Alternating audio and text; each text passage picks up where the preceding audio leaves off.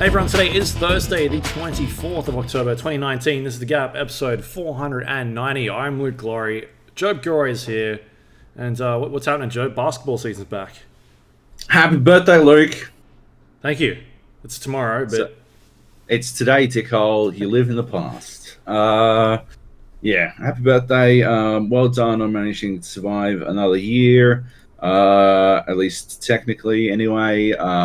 Maybe you haven't seen the full rotation of the sun. Perhaps I've jinxed you, but I don't know. Like, provided you publish this podcast in time before you perish, like poetic, before your impending poetic death, I reckon it'll be a bit of a fucking thrill for the listeners to hear the last time you ever talk and me literally talking about how you're going to die. Actually, I've now jinxed I've jinxed the jinx. It can't work now because I called it out. So I have no idea where you're going with any of this. Don't worry, everyone listening at home does. And you're not actually able to contemplate your own mortality. So I wouldn't stress about it. Anyway, what's going on? Basketball season. Yeah, we're playing fantasy basketball again. Yep.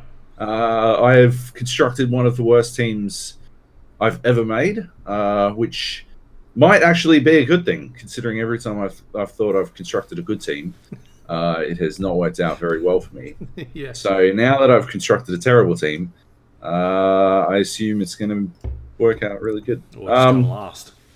Or that, yeah. It's a fucking buy-in league. And what does that mean? We had to pay fucking...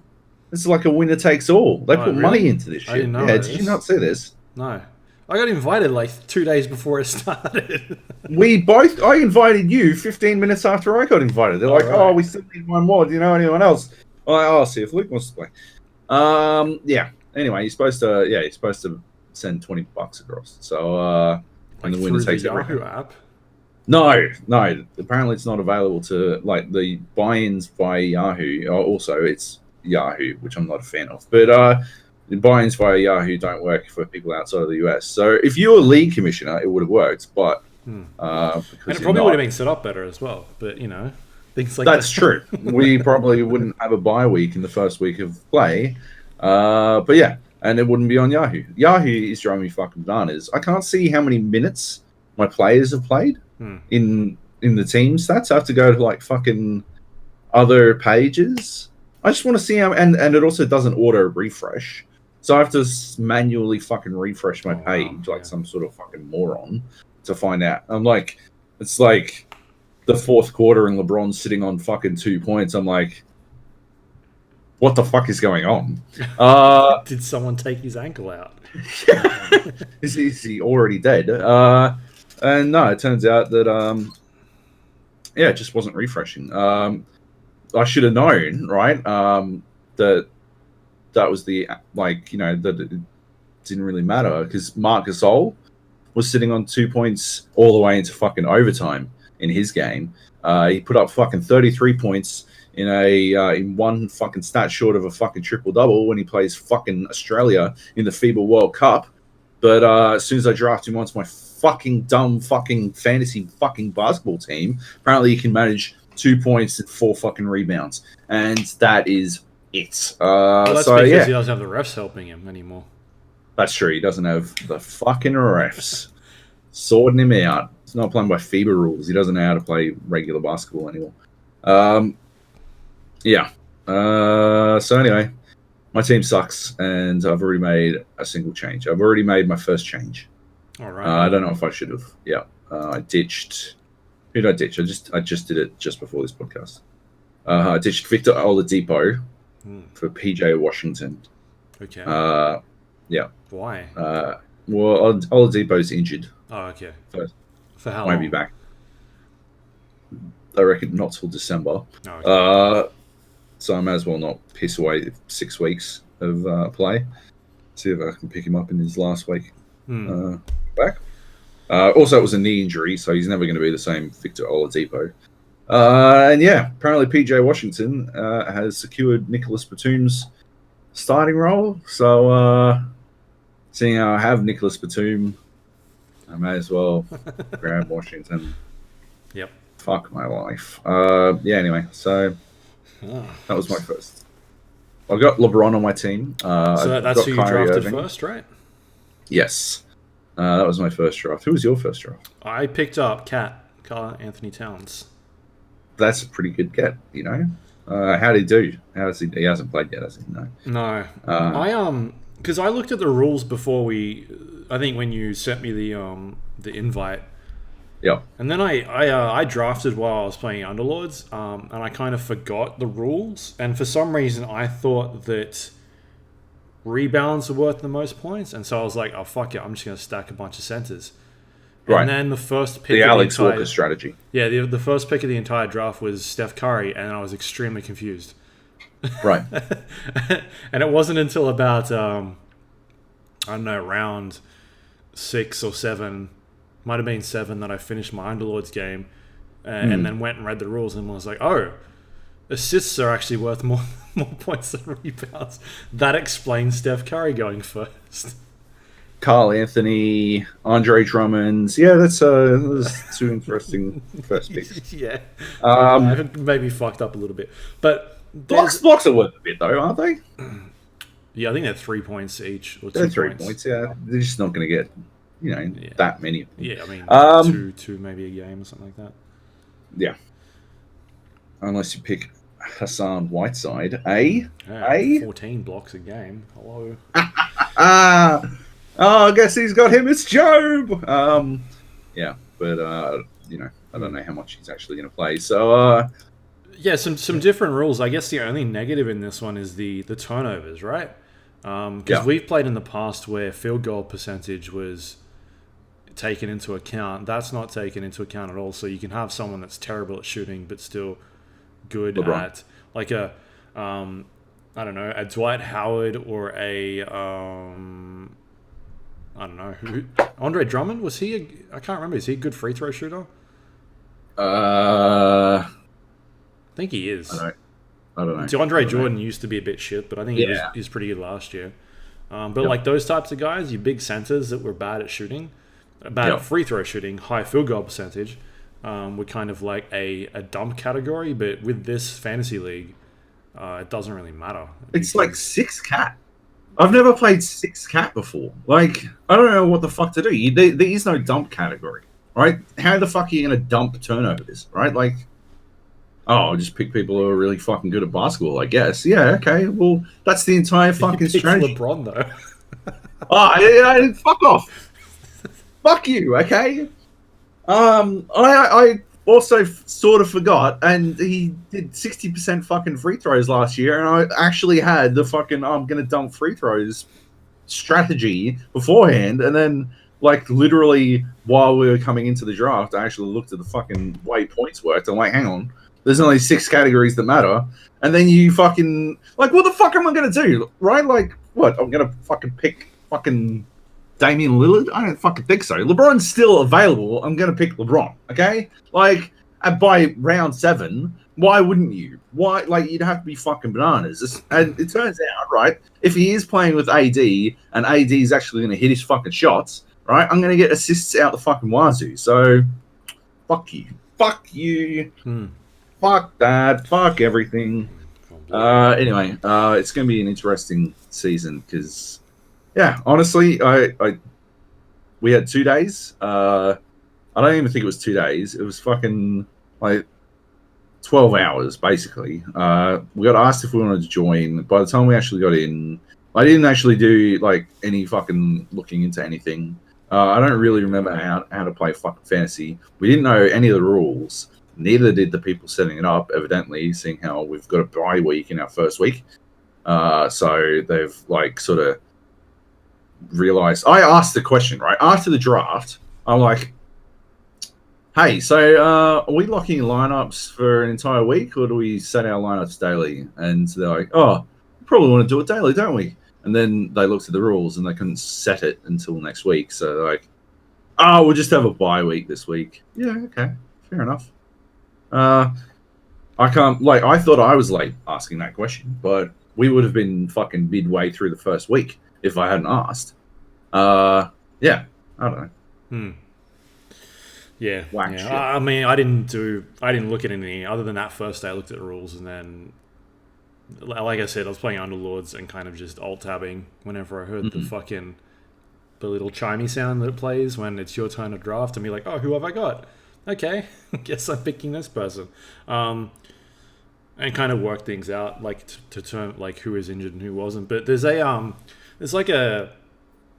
you can do like a points-based system there's like a screen or something that you can look at rankings, and it'll sort of determine what those stats are based on like last year. And I think I ranked like first or second on 2 of those stats. I think it was like based off of average stats from last year and projected stats. Where can you look at this?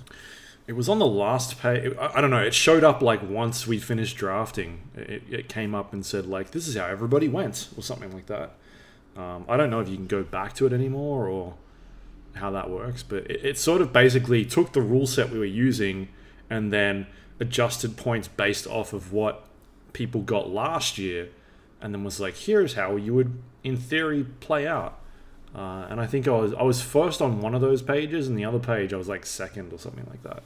So I felt like I did okay, but at the end of the day, it all depends on like injuries plays a massive factor in this game as well. You could have your best player go down, and that's it. Especially with like, people like Kevin Durant who are out, one of the best players in the league. Klay Thompson's out. Zion Williams went down, who was drafted pretty high in our draft, I feel like. He was drafted pretty fucking high. Yeah. It was no one picked up Dwayne Wade for some reason. I thought that was a bit strange because I feel like he's going to come back halfway through the season. Anyway, interesting league. I guess I got to get in there and have a look how you can mess with the lineups. I haven't looked at it since they've changed it, or if they've changed it yet. But it looked weird. There's like an injury, like position or something like that. I don't know how that works. That I need to look at. That's gone. Oh, is it? They got rid of it. Yeah. Oh, I don't know. They changed. They've changed the rules. They changed the rules. Cool. Points, rebounds, assists, steals, blocks, turnovers to points, rebounds, assists, blocks, steals. That's the same. I don't understand. Oh, they switched blocks and steals for some reason.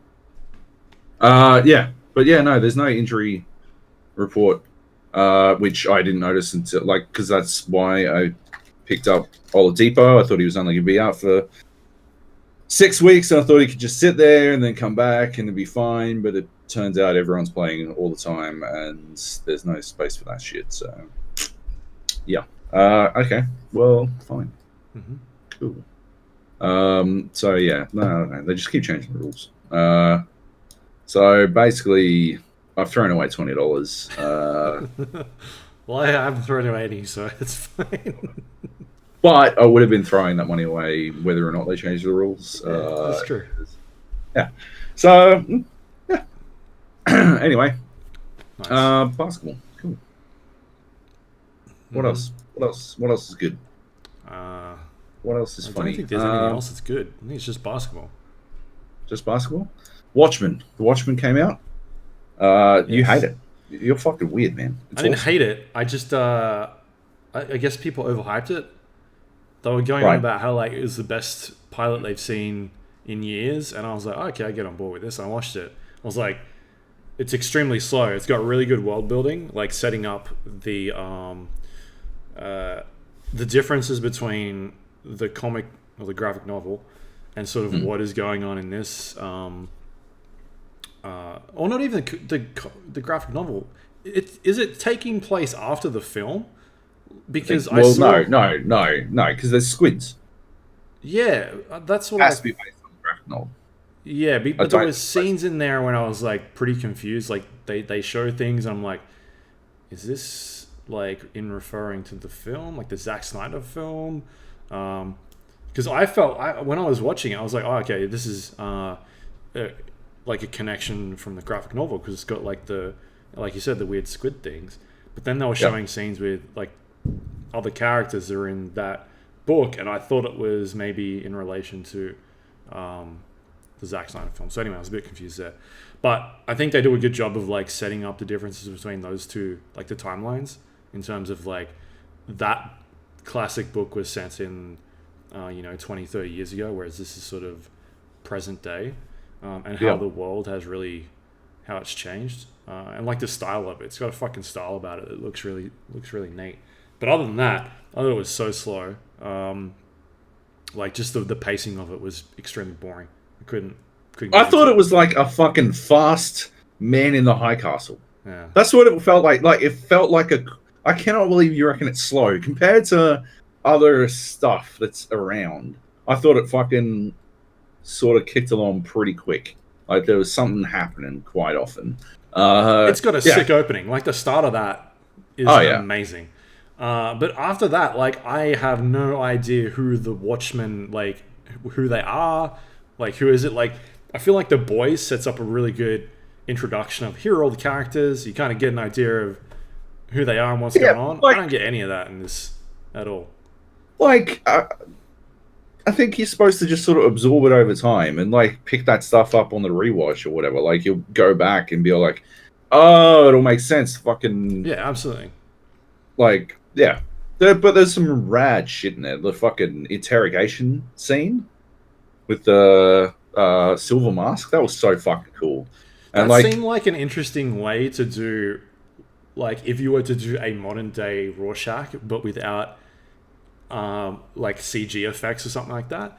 Like that'd be a cool way to visualize it because it looks very similar. Yeah, with the reflections and whatnot. But like the relationship that world has with Rorschach is also really interesting to me as well because obviously, his message has been perverted into that of a white supremacist cult. Sure.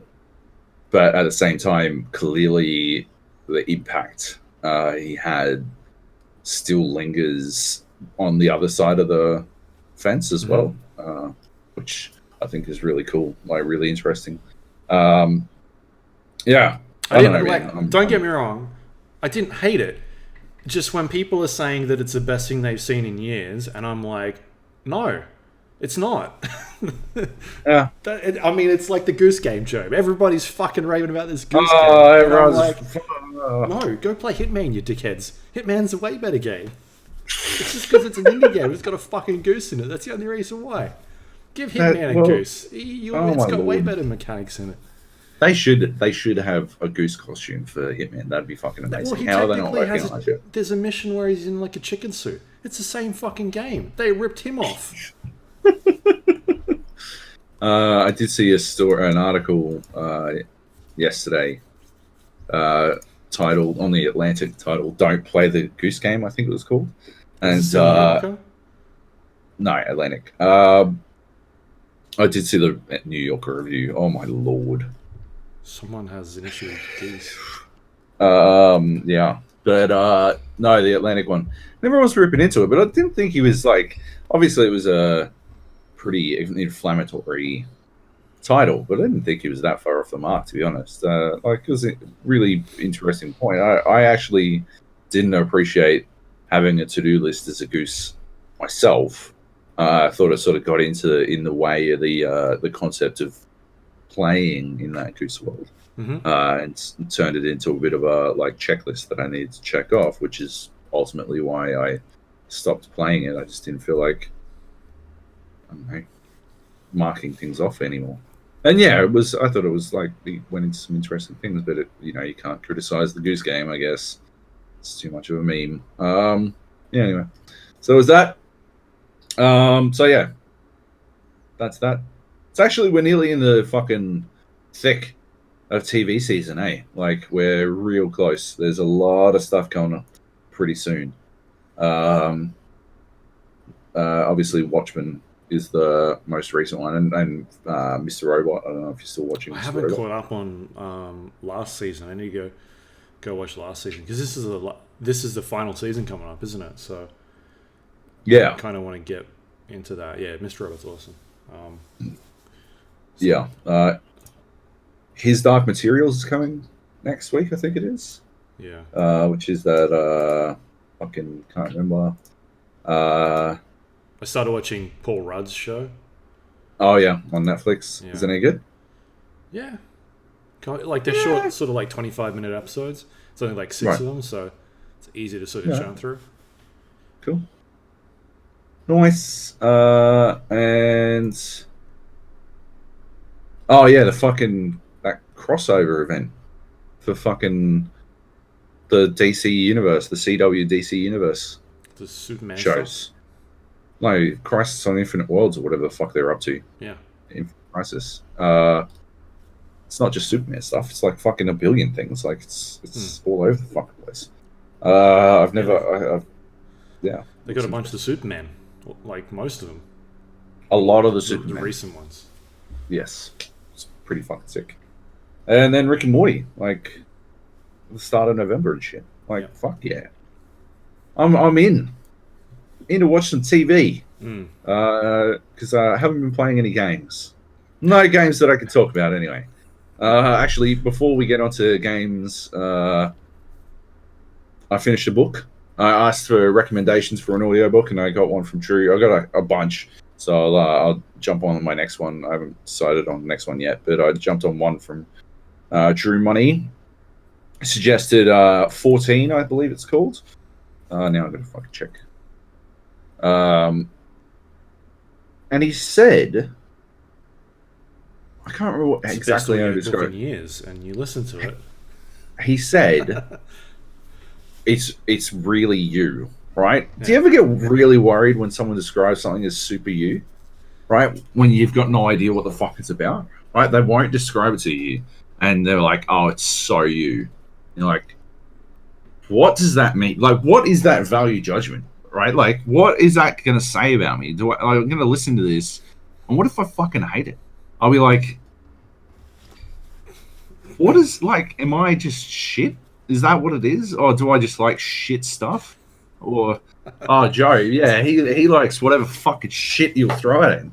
That's not the case for 14. It's awesome. It's really fucking, really good. I think it was narrated by the dude who did the Bobiverse books, which was mildly distracting.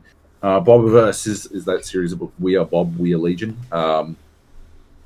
This dude pronounced Archimedes, which was extremely distracting, and Pergola as pergola, which I found out is actually how Americans pronounce it, which is heinous. They pronounce it pergola. Yeah. They don't even have any pergolas over there. They don't even know what a fucking pergola is. So how dare they get to fucking dictate? Wouldn't they call it like a porch or something? Exactly. They mostly call it a porch, but when they really want to fuck some shit up, they call it a pergola. Anyway, 14 is really good. It's about a dude. He moves into an apartment building and weird stuff happens, but it's definitely worth listening to. I was just wondering what the fuck "so me" means. That's the weird stuff. Weird stuff. The weird stuff that happens. Joe loves it when weird stuff happens. You know what it is? That's true. That is basic construction of basic element of fiction that I really... Oh, kinky... Yeah, fucking... It was the butt stuff that really got me into it. Anyway, so that's pretty good. Now I got to pick a new book because I finished that one.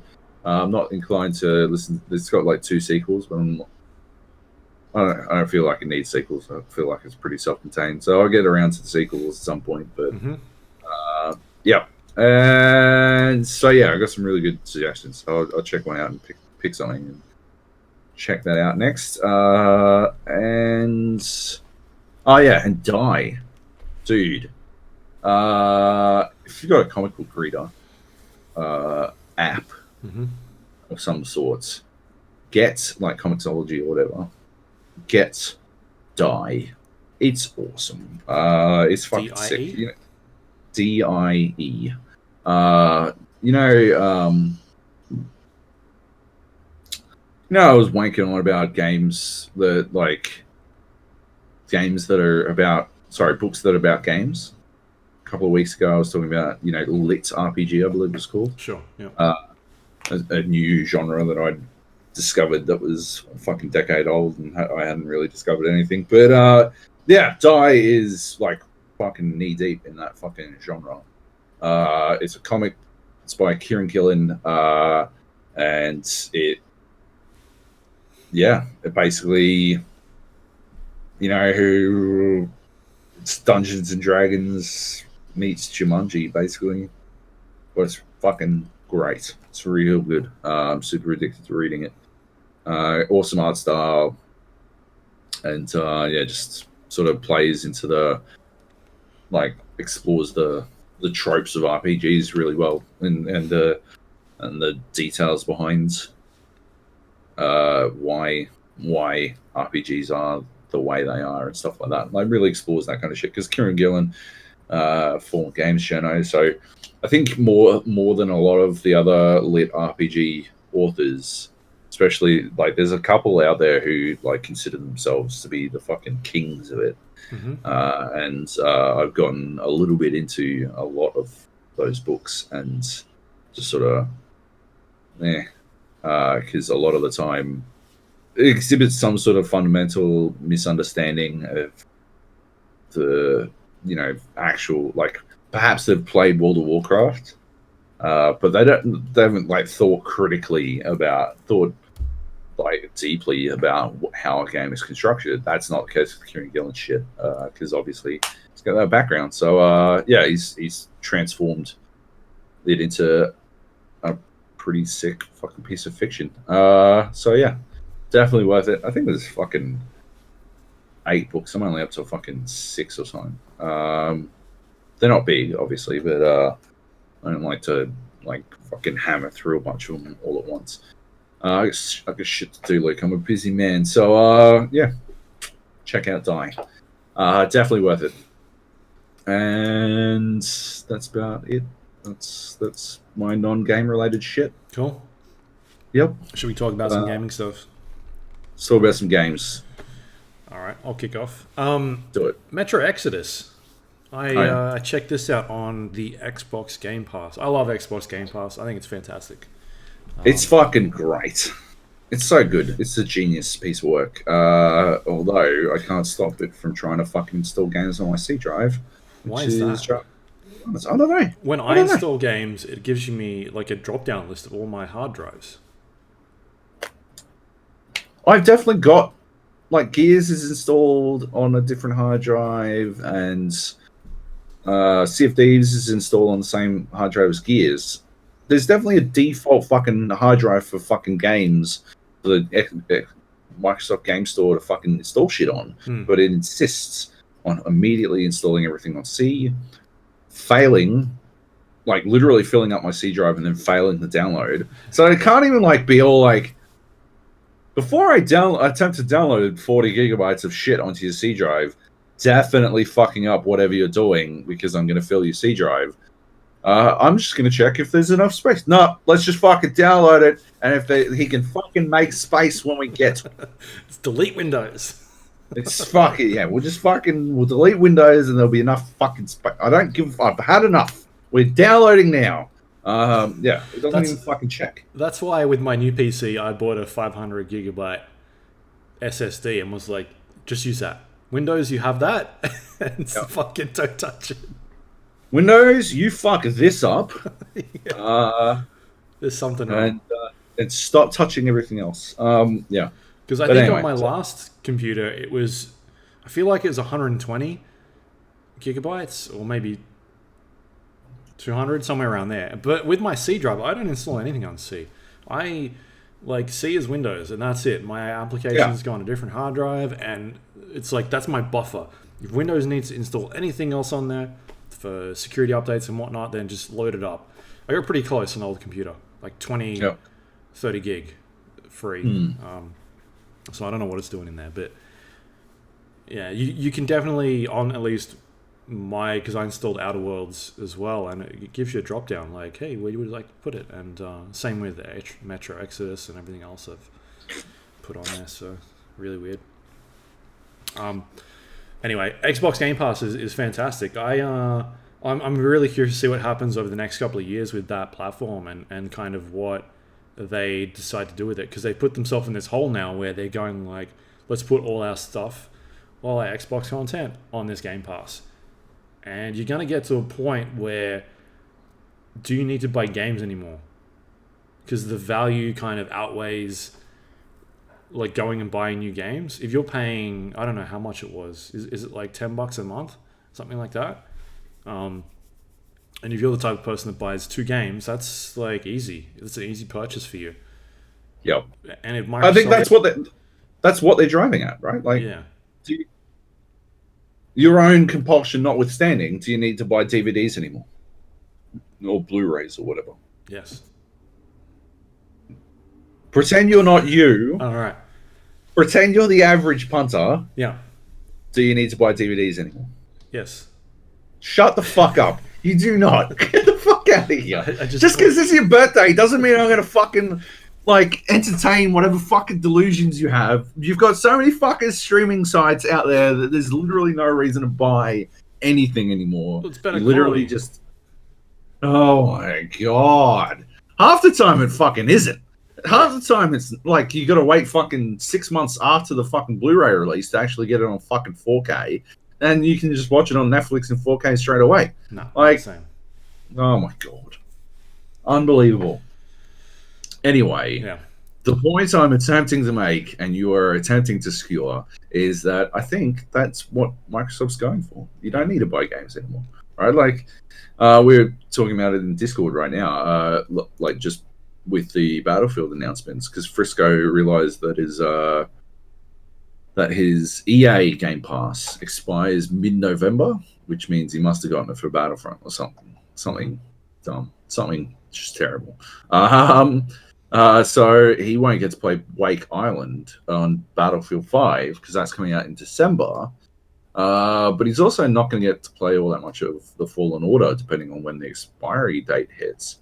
And it's the question is, right? Do you keep playing Battlefield?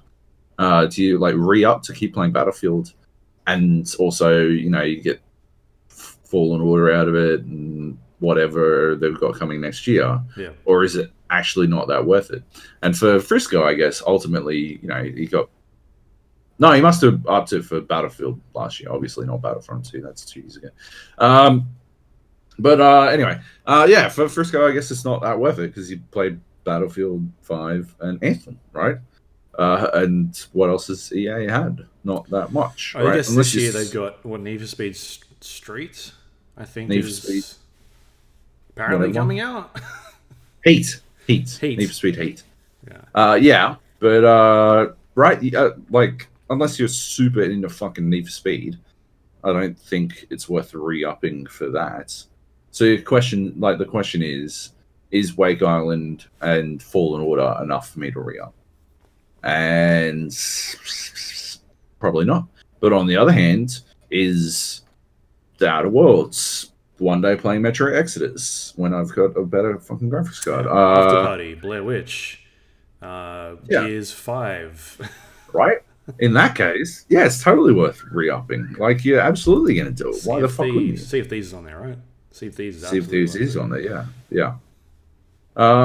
Like, you've got options. The question is, have they created the right environment for you to want to buy back in? EA hasn't. Ubisoft hasn't. Xbox explicitly has, in my opinion. Anyway, you were talking about Metro Exodus. Yeah. So I previewed that I think it was last PAX. I got a chance to see that. And then also, just before the game came out, I had a chance to also play it on console. And I was a bit iffy about it on console back then. I guess they dumped it into a section of the game which was kind of a bit later than the beginning of it. So those games are really hard to sort of preview when, especially these giant like open world sort of RPG based games where you're collecting resources and constructing your own weapons and things like that. Like Metro's not entirely a giant RPG, but it's got elements of like personalizing your character and like persistency of being like, I'm going to have all these crafting materials, and then later on when I really need them, I'll be able to use them.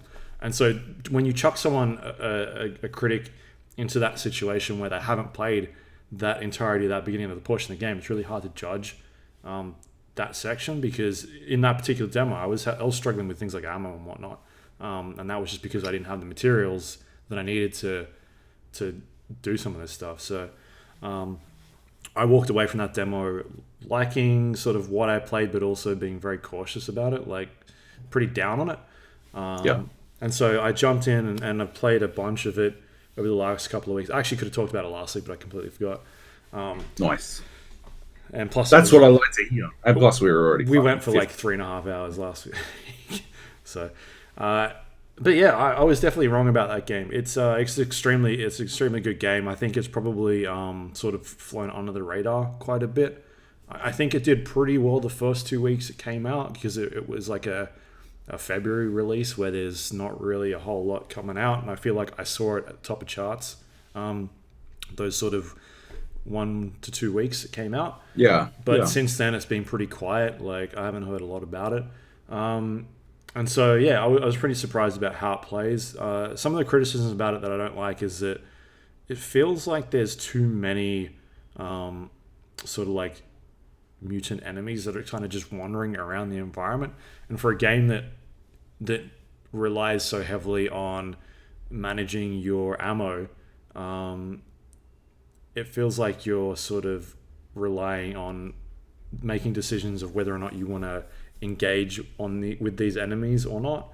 And then when you do decide to engage in them, it seems like they're respawning them at certain stages. So it just seems like it's not worth it at that point. Like, I go and sleep and then I'll come back, and because it's sort of like this hub world where you go out and do all these missions and side missions, but then you kind of spend a lot of time in that one area. It's not like the original Metro games where it was pretty linear, sort of like reminiscent of your Half-Life. Like, Metro is heavily inspired by Half-Life. And it's no longer like that. It's gone into this sort of open hub world sections, and they're getting you to go do all these side missions, and you're clearing out enemies, but it seems like they respawn them as you come back. And so it's just, I don't like that. Far Cry 2 syndrome. Yeah. So I don't like when games do that, because you feel like you've accomplished something, and then when you come back later, it's like, oh, all right, well, I guess that wasn't really worth it at all. So that's probably one of my only criticisms of it. The game is outstandingly pretty on PC.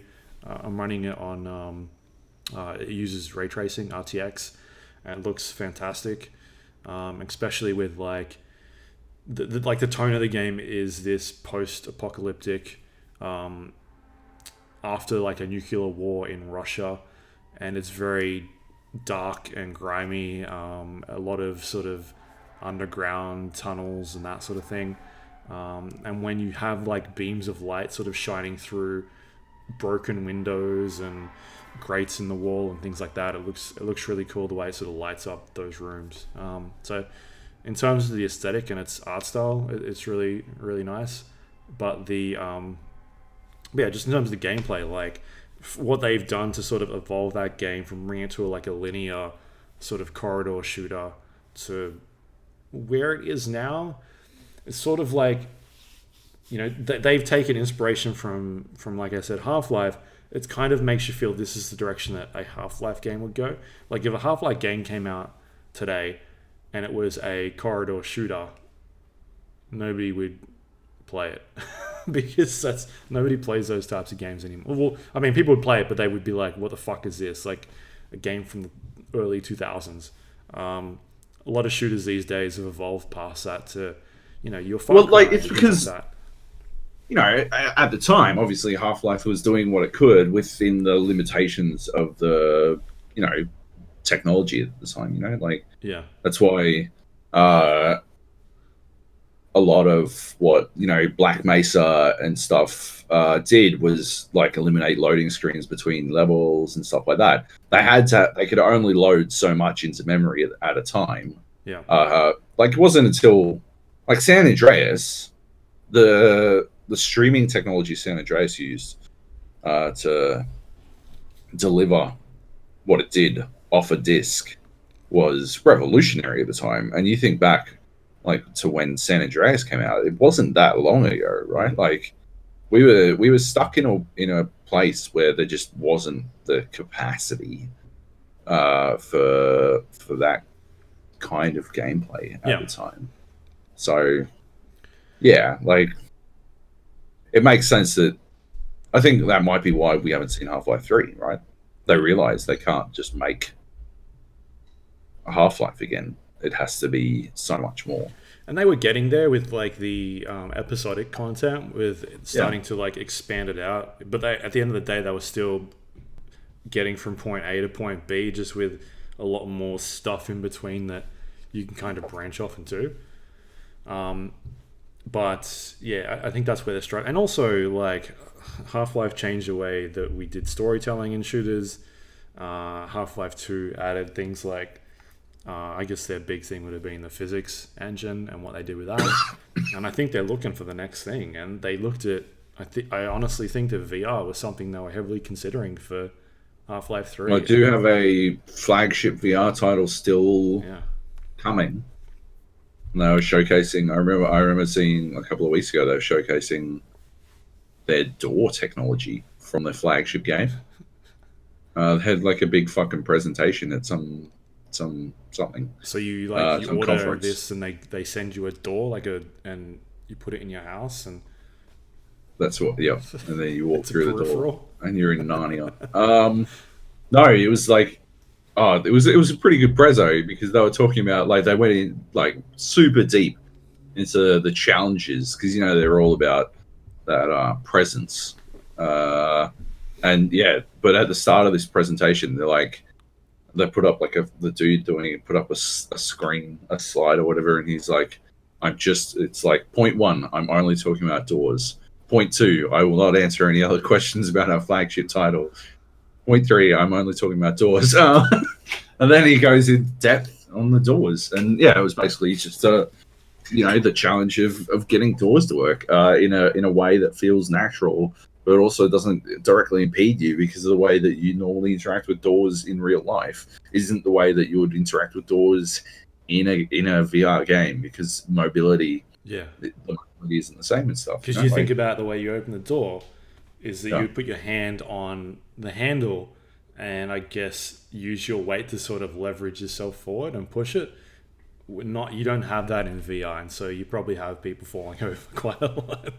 Exactly. Or if you're trying to, like, if it's a pull door, you like step back and then through, but that's not a natural motion in VR. Like, all that kind of stuff, like all the kind of crazy shit, and that's just trying to open a fucking door. All this shit you have to take into account just to open a fucking door. It's pretty fucking nuts.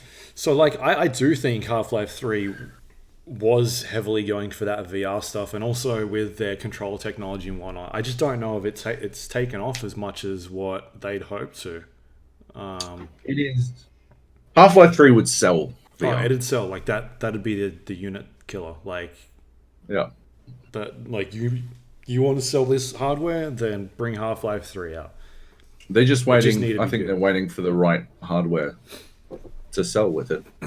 They've got the Valve Index controllers now. You've got individual fingers and stuff.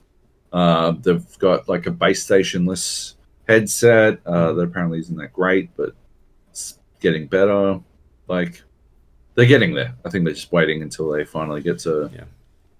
Yeah. Until then, Dota can keep funding. Or Steam can keep funding their money. Steam makes the real money. Yeah. So anyway, Metro Exodus. It's a great game. It like oozes atmosphere. It's very atmospheric and very reminiscent of like those games we don't really see a lot of anymore, like those types of shooters. I think it's really good. I was definitely wrong about aspects of that game.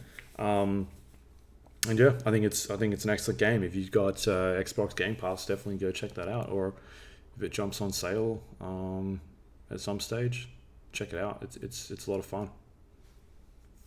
Like you can play it as like a stealth game, an action game, like go in and shoot people. I did sections where I was stealthing and whatnot, so it's got a lot of variety in terms of how you want to sort of approach it.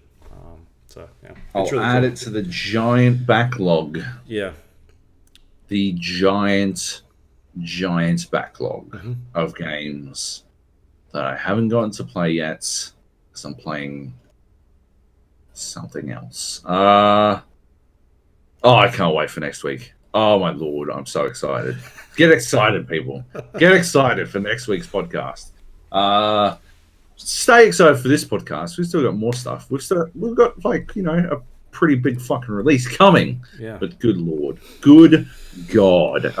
It's like, where would you like see? I really want to play Disco Elysium. Have you check that shit out? It's fucking rad. I'm pretty confused about that game. Is it a talking RPG? Yeah. Right. Yeah. There's like, I believe it doesn't have combat. It's just got like dialogue references that lead to auto-resolved combat. Yeah.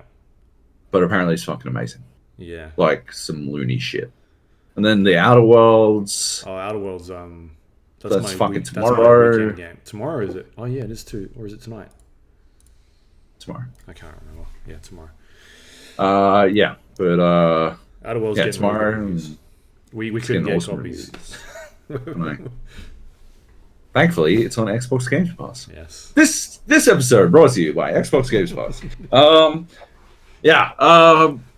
But yeah, I can't play that yet. That won't be my weekend game because I have to play this other fucking game. Yeah, just anyway. One game I've been playing to in the interim is WWE 2K20. Game of the year. WWE I don't know if 2K20. everyone's been watching the reaction to this online, but it hasn't been positive. It hasn't been a positive reaction. People have been losing it at how awful it is. And it is awful. It's awful from the fucking ground up. There's so much bad about it. I've only played it for about 2 hours, and I cannot see myself continuing to play it at all anymore. I haven't been a huge fan. I don't think... I was actually excited when I heard Ukes was leaving the WWE franchise. I don't agree with anyone who thought that they were doing their best work. They were definitely just fucking treading water until the contract ran out. And so once they left, I think we were always going to have that NHL 15 year where they, NHL teams switched to a new engine and released one of the worst sports games of all time, not counting Australian sports games. Just underwhelming in features, underwhelming in execution, just an underwhelming full price game that should never have been released in the state it was. I think it would be fair to expect the same was going to happen with WWE 2K20. It is so much fucking worse. So much worse than that. None of the wrestlers look like who they're supposed to be representing. Maybe I think Triple H looks a little bit like it, but the textures are all fucked. The graphics in general are just fucking terrible. The function of the game itself is fucking awful. The way that characters interact with one another, the collision detection, all that kind of stuff is terrible. They just don't hit each other well. They just don't punch correctly. There's a very rigid, it's always been pretty rigid in the wrestling game, especially with the Uke series. It's always been pretty fucking... We're not talking about some sort of 3D brawler here. We're talking about a game that sort of leans pretty heavily into the idea that wrestling is faked by using a lot of prefab animations. But even the fucking punching is prefab animation type shit, so that you will punch someone, clearly never hit them, and still have them react because the collision is based on whether or not a flag was raised as to hit true. Mm-hmm. And so I put up a Twitter video of me trying to get around a corner to punch another wrestler. But we're both sort of locked in on the corner of the screen, and like transitions around corners are like full animations. So outside of the ring, you've got a space outside of the ring where you can continue to have, fights. And if you try to walk around a corner, right, there's a prefab animation. There's an animation that takes you around the corner. You do not fight in the space like at the corner. There's no fighting there because there's only about a person's width between the ring and the side guards, side rails. So they don't allow any fighting there. And so when you walk around there, it's an animation that takes over. And so trying to punch someone when they're at the limit of that animation is extremely difficult. But also if they're punching, right, when you walk through there, it doesn't flag true person hit because you're still flagged in the animation. So you will just sort of fucking walk through, ignore a bunch of punches that clearly hit you, and then do whatever the fuck you want. If you happen to like take a step back to dodge, you'll go back into the other animation and go around the corner. So you can get into a bit of a loop there. But if you punch at that corner, right, without triggering the animation, you will just punch, and it'll be punching as if you are punching a person who's right there, because the game recognizes that as zero distance, right? Like the corner itself is zero distance. It's just a animation flag. So it makes the punches happen, but you're clearly never hitting one another. And it's sort of fucking, you just punch. Anyway, that's obviously deep diving into one giant flaw. It barely even scrapes the surface.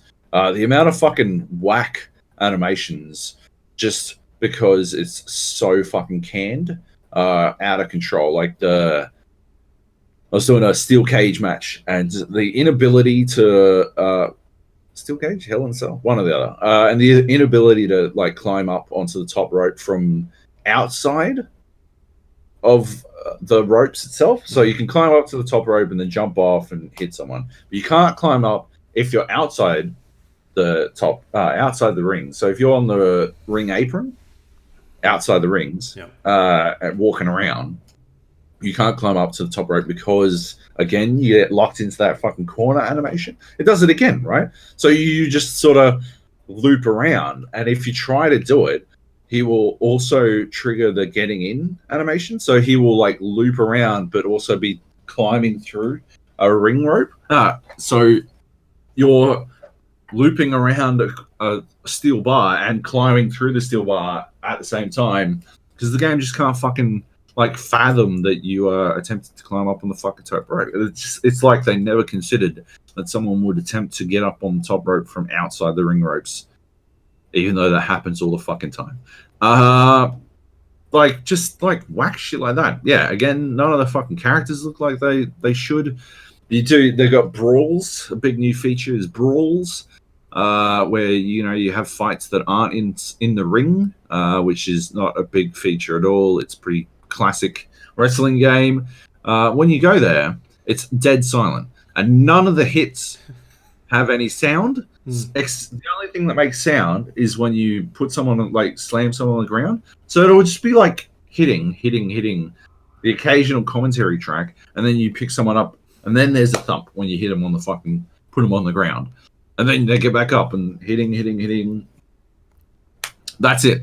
Like, it's so fucking, I cannot believe it got put in the state it was. What else? There's like the third option on the main menu leads to nothing. Leads to a coming soon screen. So it's not implemented yet, even though it's third. And yeah, it's basically just a travesty. I mean, it doesn't feel like a wrestling simulator. It doesn't feel like it's simulating the wrestling experience. It feels like a fucking indie attempt at recreating a WWE licensed game. It feels like they've got the recipe book out, but they didn't have any measuring cups. You know, they're making a cake. They got the recipe book out. They don't have any measuring cups, and they just fucking eyeballed everything. They're like, just put a fucking bunch of flour in.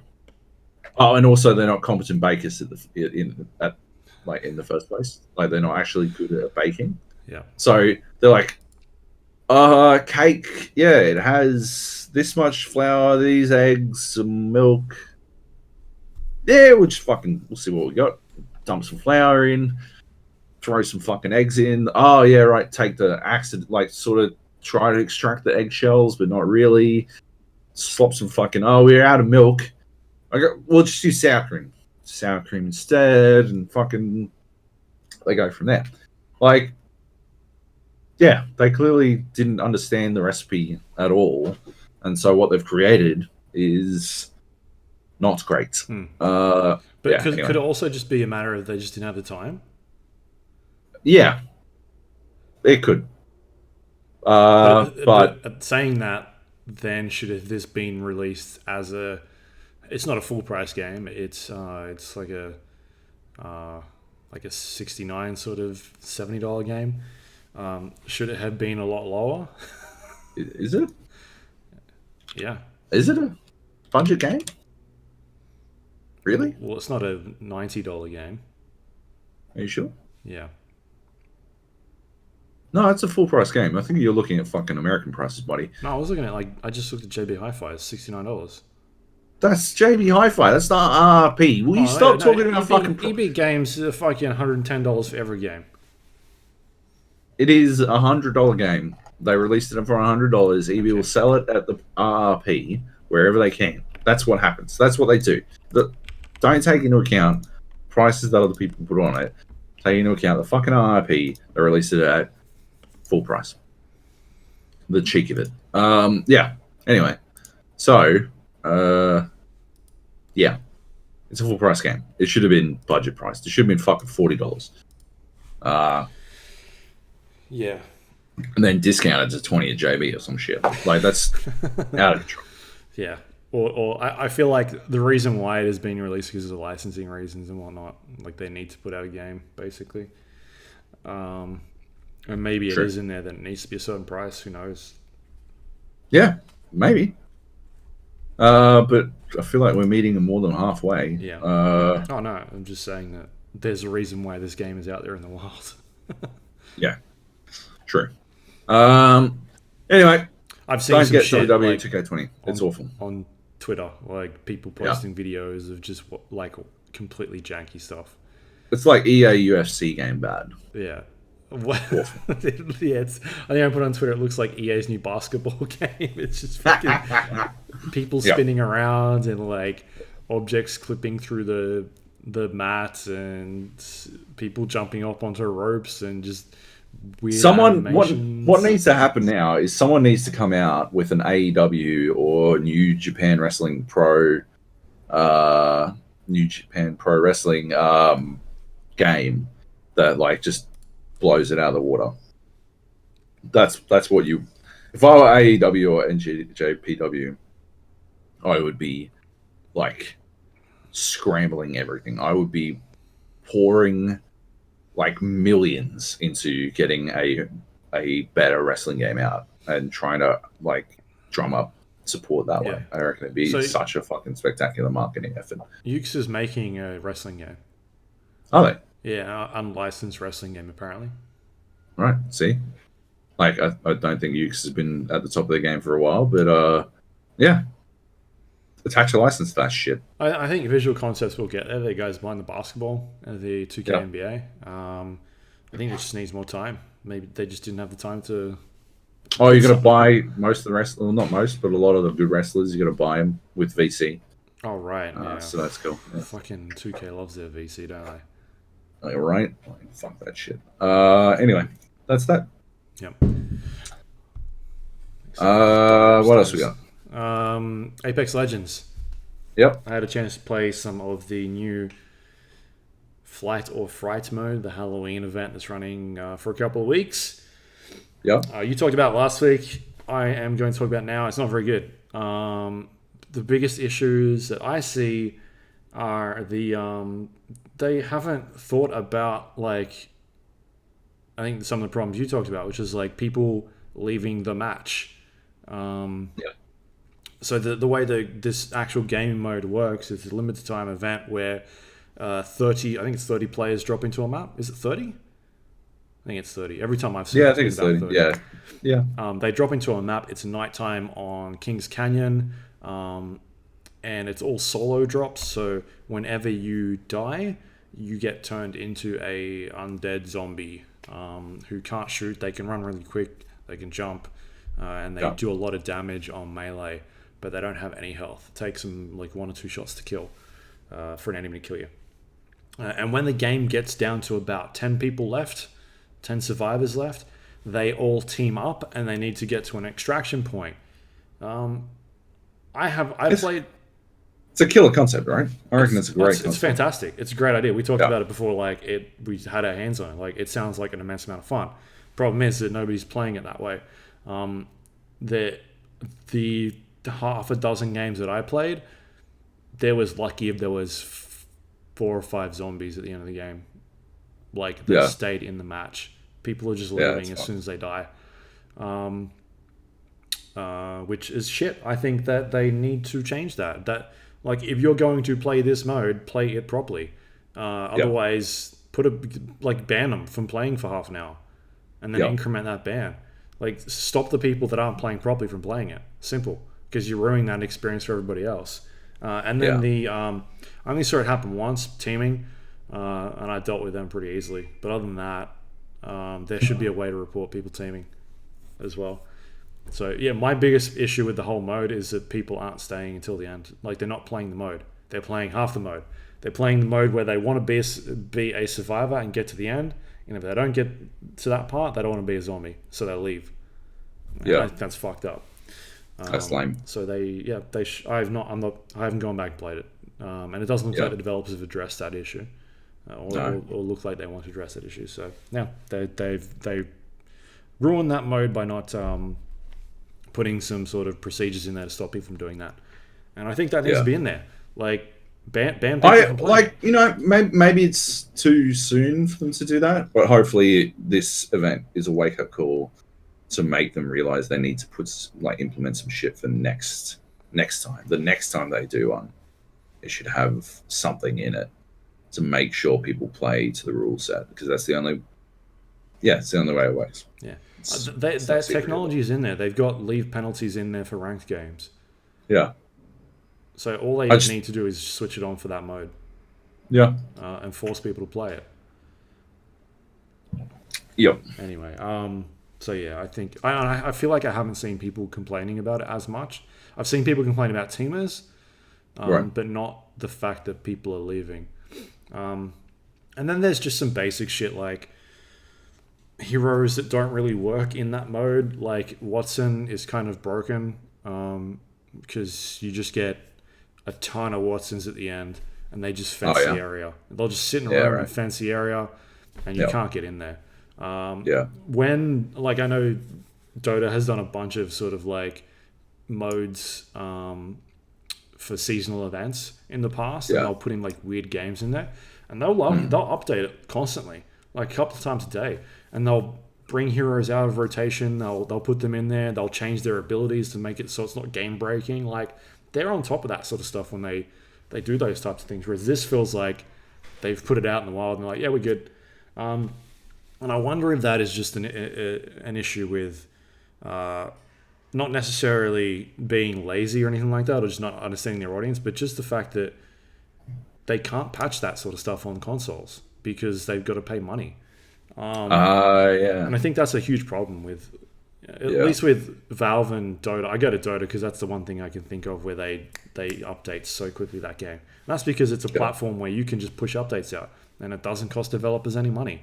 Whereas on a console, whenever you want to put an update out, you've got to spend a bunch of cash. It's got to go through certification to make sure it doesn't break things on the console or break the game. and it takes a long time for them to push those updates out.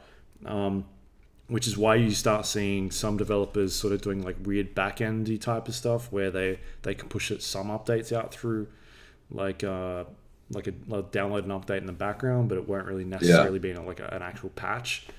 Yep. So things like that. Like I've seen Battlefield does that sort of thing as well.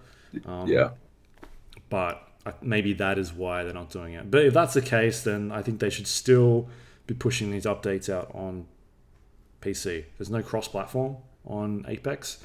If it was Call of Duty Modern Warfare, for instance, or Fortnite or something like that, then yeah, absolutely, because those platforms are cross-play. They're running, then running different versions could be an issue, but I don't see why they're not doing that. So anyway, bottom line is that mode is an awesome concept, just executed really badly because of people that aren't playing it the right way and no way to deal with those people. Yeah. Yeah. Yep. Cool. PUBG. From one BR to the other. PUBG released their season 5 last night. Well, yesterday, but like last night, the servers went live. I played a bit of it, Drew. Played a bunch of it with randos because nobody was online for whatever reason, and I like it. It was only like I don't know what was going on. Clearly, some luck of the draw shit, but I was only getting Erangel and Miramar, which is good with me. Chuck Vikendi in the mix, and I'll still be happy. Sandhawk shows up, and I'll continue to be sad. But Miramar, right? It is new Miramar. Some weird loops, some weird ramps. A bit easy to drive over without like jacking up your car. Yeah, I don't know. It's largely good. The Winchester has a scope on it now, so it's actually a fucking useful fucking weapon. I never found it was like it's no good medium to short range in my experience. It's way too slow to use. So yeah, it was only really any good medium to long range. But you only had iron sights, and it had like fuck all bullet velocity, so couldn't really work out how to adjust it. Yeah, I don't know. I never really worked. Things didn't work out so well with me with the Winnie with iron sights. It was a good. I don't have any guns. Yeah, I don't need a gun. It was that was literally it. You'd pick it up if you didn't have any guns. I had a fucking ripper of a gun game on Miramar last night with some randos. I didn't have any guns except for a Winnie and a Mac 10, my micro Uzi. That's the car you want right there. It's the fucking dream. And yeah, we landed in what's it called middle of the map, San Martin. Landed in San Martin, and I don't know, 5 other teams must have landed with us. And my teammates were being absolutely fucking the worst kinds of cowards, just fucking pussies. But I was chasing down these other teams because the fighting was like hammering non-stop going. I'm like, might as well third party or fourth or fifth party at this point. See what I can get into. And I'm like encouraging my teammates to come up with me. They're constantly lagging about 5 buildings behind. To be fair, I had like level 2 gear. I just had shit for weapons. So maybe if I'd taken some time to gear up, maybe I would have gotten better weapons, but it just seemed like pointless. Like, why don't I just, like, we've landed pretty hot. Why wouldn't we get hot with it, right? Anyway, pushed up, like, micros, one dude down, popped him in the head with the fucking Winnie, managed to pop another dude while he was jumping through the window to get me with the Winnie, and then went upstairs. It was like those buildings, those like multi-story buildings, and just started like sniping, picking dudes off with the Winnie from fucking couple of 100 meters away. Mm-hmm. Fucking that gun rips. Yeah, it was good. What's the other thing? You can throw melee weapons now, and I haven't managed to do it yet. I found a sickle. Yeah. But otherwise, I've not found. I just haven't found myself. I think I would have to put myself in a situation where I had to use it, because otherwise, I'm just going to try and win gunfights. But it's cool. It's a cool idea. I like the idea. Yeah, I don't know. It's a good update. I don't care about the season pass. So, yeah, that's about it. Right. Any other big changes they put in there? Or No, I don't think so. do you feel like Not that I'm they aware were of. like season 5 because fuck, Fortnite just did this giant thing, and so did Apex, and so Maybe. here's an update. You can throw Yeah, weapons maybe. now. I mean, it's like the Miramar change is pretty significant. And seems to be getting pretty positive reactions. Maybe I should look But at the did fucking. Miramar get sucked into a black hole? That's true. It I didn't. know. So Or did Sandhawk get sucked into a black hole? hopefully, that's my hope.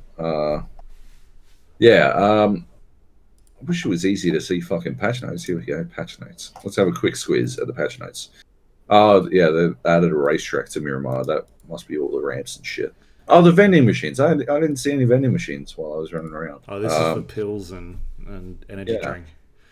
They increased the spawn rates of weapons as well, which wasn't what was happening in my experience.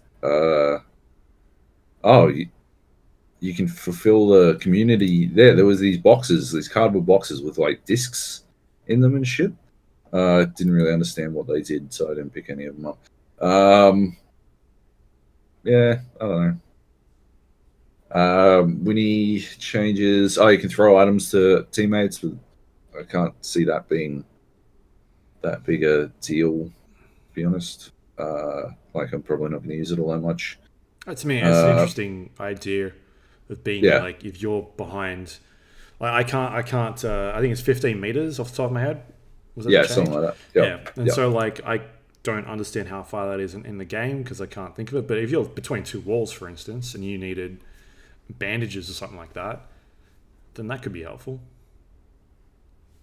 Yeah, like yeah, a good idea. I just don't. It's not like that big a change. Right? Yeah.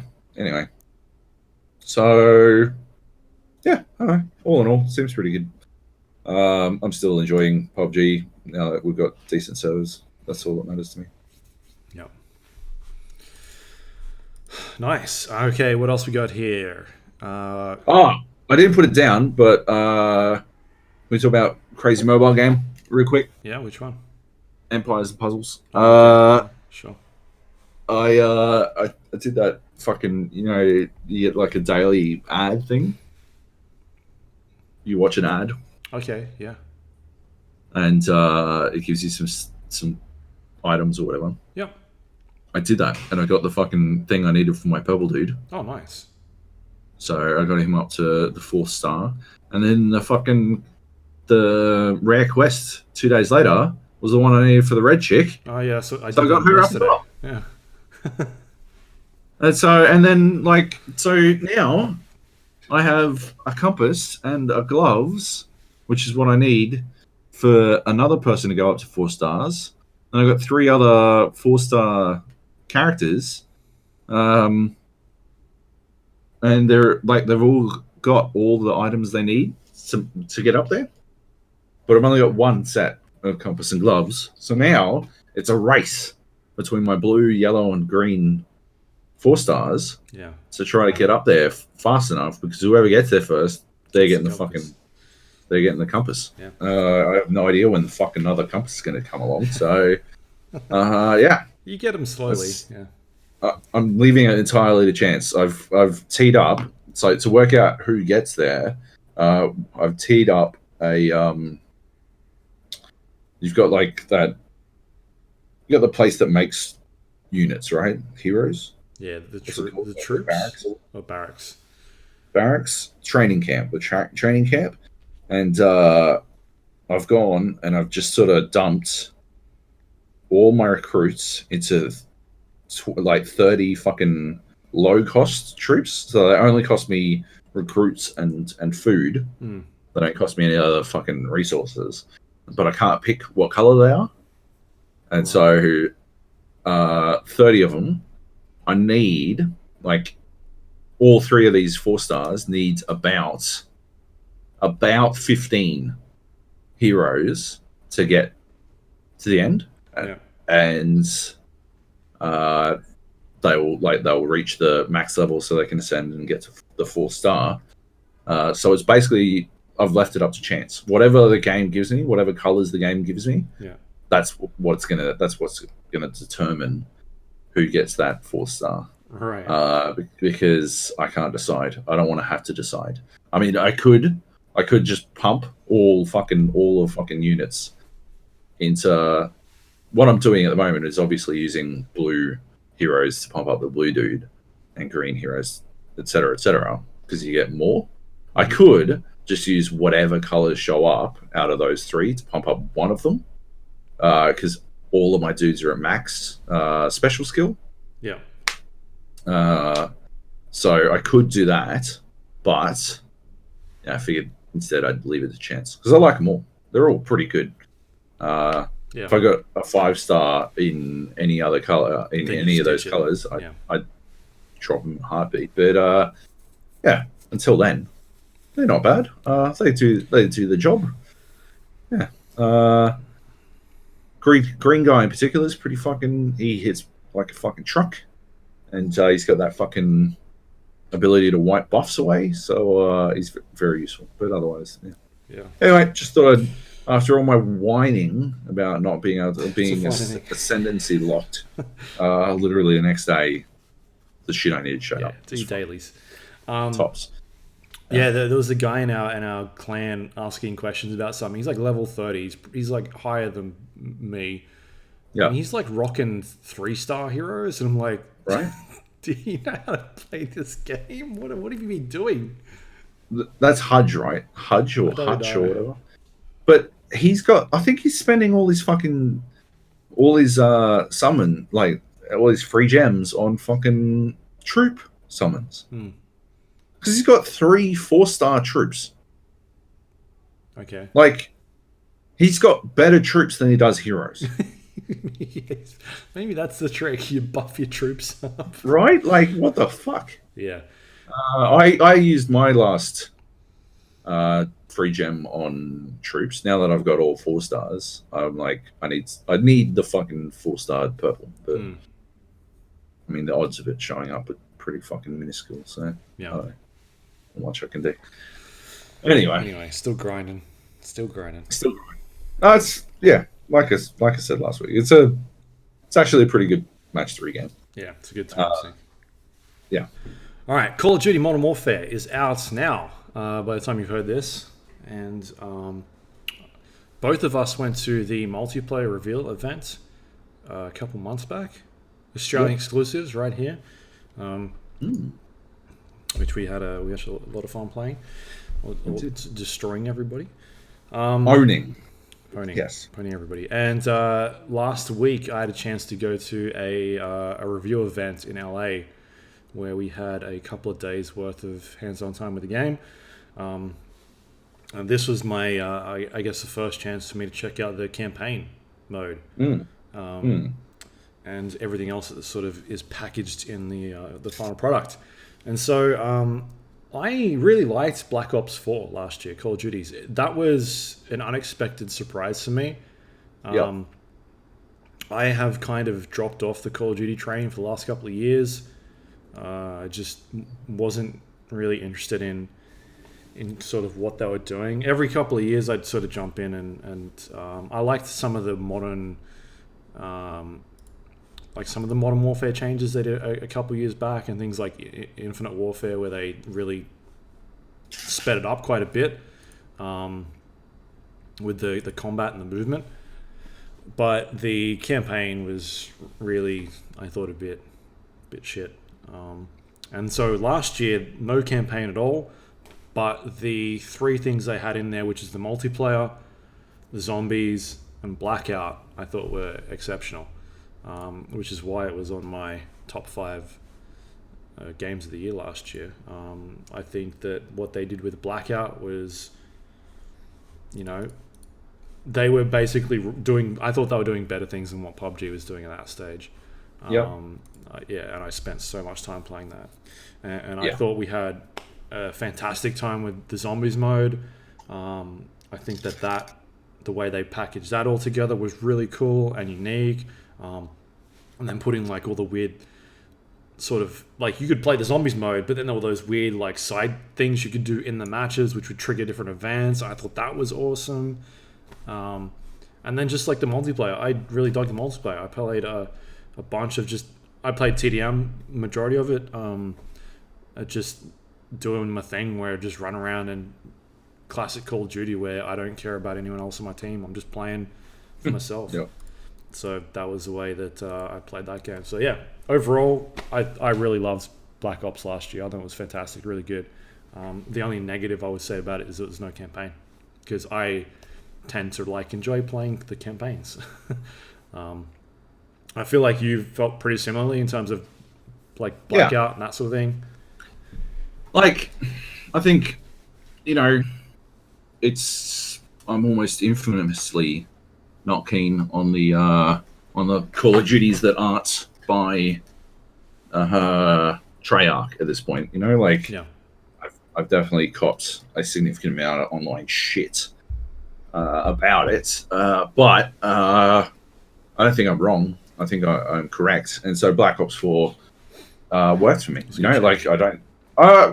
be honest, I liked the storyline of Black Ops, so I was a little bit gutted that it didn't have a campaign. It was if I was looking forward to a campaign from a Call of Duty game, it would be like the Black Ops one. But yeah, still, I thought Black Ops 4 did a really good job. I mean, I could take or leave the regular Call of Duty gameplay experience. At the end of the day, I think I just think other games do it better now. But I thought, what it did really well, and it translated to some really fairly exciting fucking competitive as well. So which is always a good thing. I thought the map design in Black Ops was really good. And, I liked it for the most part, yeah. But, I'm with you. Like, the campaign would have been really good, because I liked what they were doing with the Black Ops 4 sort of the numbers joke. Whatever happened with the numbers? We'll never know. Damn it, Mason. Tell us about the numbers. Bring back Sam Worthington. Fuck. Right?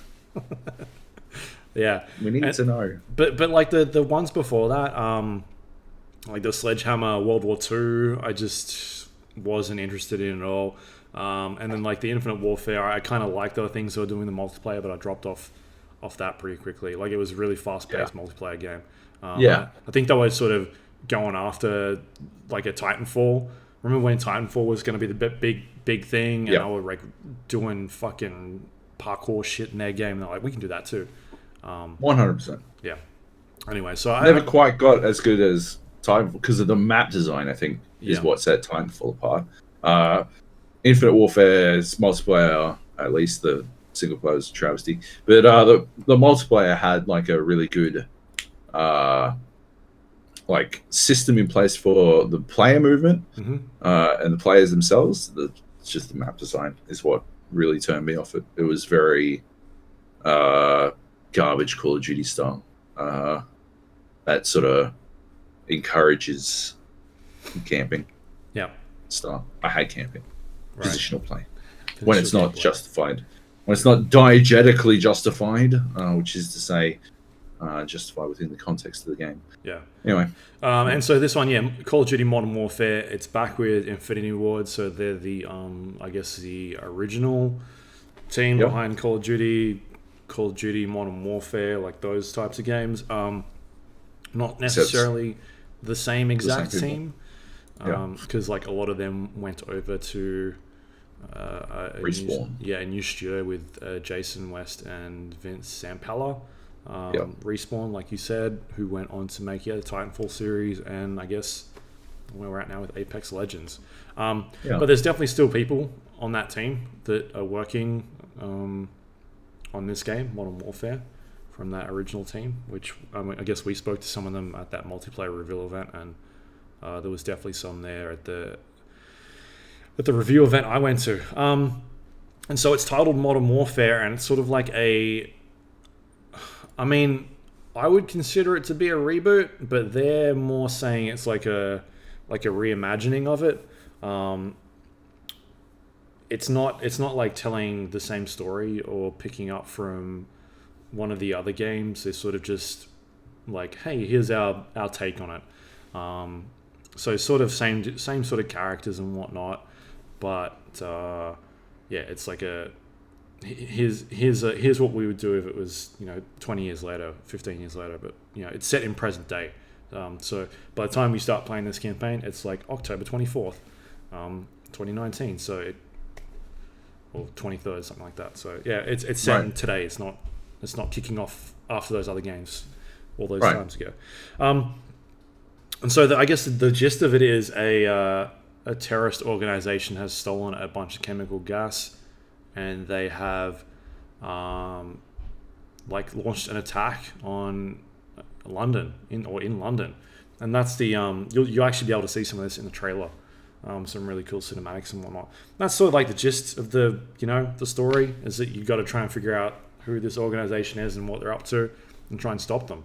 Not like a super unique story. Pretty, like it is what it is. Sort of the books dads run of buy the mill. at airport airport bookstores. Yeah. Like let's pick a Tom Clancy book. This one. The terrorists stole some weapons. Let's go with that. But I mean, I guess the big thing they're doing this time, well, the way I feel about it, is that the game feels a lot more grounded in reality this time.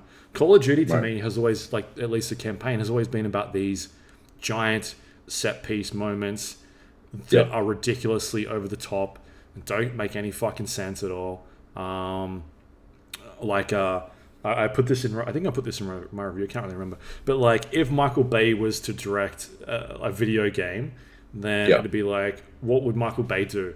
All right, let's do that. But how do we top that? Like that sort of thing. Like, let's make a fucking nuke go off while you're in a helicopter. Those type of moments. Whereas this does not feel anything like that. This is like, this to me feels like. And I spoke to one of the narrative guys behind it, but it feels more like Sicario or American Sniper or The Hurt Locker or Zero Dark 30 were some of the names that I mentioned in my review. Like it feels like a those modern day war movies that you've seen over the last 4 or 5 years that are a bit more grounded and slow paced and very character driven stories, but with a lot of like really good action, grounded action, which have been like some of my favorite movies over the last couple of years. Like I love all of those movies. I think they're all brilliant. So for them to be drawing inspiration from those films is really interesting and unique.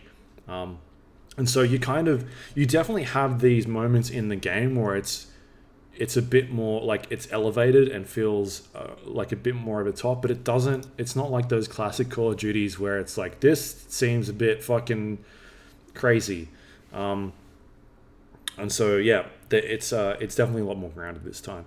And so like when we went to the multiplayer reveal event, they had this backdrop of this forest and like, Captain Price like standing behind a tree smoking a cigar and whatnot, and that is that aesthetic or that backdrop is kind of the opening campaign mission where you it's like 24 hours before the attack in London, and you are playing a CIA agent who is trying to infiltrate this base and find these chemical weapons, and you rappel down this helicopter and you land in this thick forest, and immediately like you get a sense of the advancements of the engine that they've put into this new Call of Duty. So it's a brand new engine. It looks fantastic. 60 frames per second on PC on consoles, which is kind of what you expect from that series. Like, I think it's a huge difference playing 60 frames per second on a shooter compared to 30. And I've always liked that about Call of Duty, like the pace of it just feels right. And they do it by not sacrificing the look of the game. I feel like I think that the Call of Duty games are usually pretty good looking games, And this one, I think, again, is pretty great looking game. And so you've got. I think just like prior to this year, prior to the switch to the much better engine, I think they have cleverly used art. To make the most out of an old engine. It's extremely old engine, like a fucking Quake 3 engine that had literally Quake 3. Yeah. So I think I don't know if they're a good looking game. Or like if I think of a good looking game, it's not Battlefield. It doesn't rank up there with 60. Yeah. On consoles, no, but at the same, that's the thing, right? Like they're making the most out of what they've got. The art wise, it's a good looking game. I just don't graphics wise, maybe not so much. Yeah. This one looks really good. So that particular mission, you got like the moon sort of as a backdrop and all the light beaming through like all the trees and the leaves, and it looks really nice. And you get to the base and then it's all quiet, and that's when shit kicks off and whatnot. And then you sort of fast forward past that mission, and then you're in London and you're playing another character who is he's an SAS in part of the SAS division, and and then this terrorist attack kicks off in Piccadilly, and so all of a sudden you've gone from what is fake Russia. I think it's one stage it was supposed to be Russia, and they've put in a bunch of fake countries. So you're playing this CIA agent in fake Russia, and now you're in London as a British SAS soldier. And just like the way this thing like kicks off is really interesting. There's people running around frantically, like civilians trying to get out of the way, and you've got a pistol and you're trying to deal with these terrorists, and you need to watch out for civilian casualties, otherwise you'll be like reprimanded. So you're trying to deal with them, and at the same time, it's not a linear Call of Duty level. It is sort of like this giant. It's like a hub. It's like a circle hub, and you can kind of maneuver your way through sort of the way you want to go to. Like you can go off to the left and go this way, but each sort of section has these pockets of little like battles that are going on or events that are happening, and you don't really notice it the first time you play it. You kind of just walk through and you go in there and like, all right, I'm going to go this way, and you deal with these circumstances that sort of come up, and eventually you might end up with a sniper rifle, and then you're being told that there's a bunch of civilians near the bus and you need to deal with them. And you might not be able to deal with that. Like the civilians might die and you'll get yelled at over like your earpiece being like, what are you doing type thing. But the mission will keep going on like, God. And so you then go out there and there's a fucking car that rams in to the side of, another vehicle, and a bunch of guys come running at you, and you got to deal with them. And then eventually like you're sort of walking your way through this level, and all these things are happening, but it doesn't feel like you're being forced to go down this area. Anyway, so the thing is, I finished that level, and hang on. So, can you successfully deal with all this shit? Yeah. Yeah. I don't think you can deal with all of it, but you can definitely. So where I was getting to was I replayed that mission a second time. Yeah. I actually replayed that mission 4 or 5 times. Okay. Right. Because I really liked that mission. I was like, I'm going to play that again. But this is after I finished the campaign. I went back and played it. Of course. And then, so I went a different way this time. And like, there's things happening on this side now that I didn't see the first time I played it. And then my 4th playthrough, I went down like an underground tunnel, like to the subway. And there was a bunch of terrorists holding up some civilians down there. And a cop like runs around the corner and starts shooting. And I'm shooting. And like, we save these civilians. And then I go up, and eventually I get back to that sniper spot again, and I save the guys at the bus, because the first time I didn't save them, and I get yelled at. But like stuff like that, where I played this thing like 5 times, and there's all these different stuff that is happening around this sort of contained level that I wouldn't have seen if I just played it the one time. Yeah. And that stuff was really cool. And I talked to one of the developers about it, and like saying like, yeah, we try to set up these moments where if you go down a certain direction, and like, how do we catch someone's eye to make them focus on a certain section of it?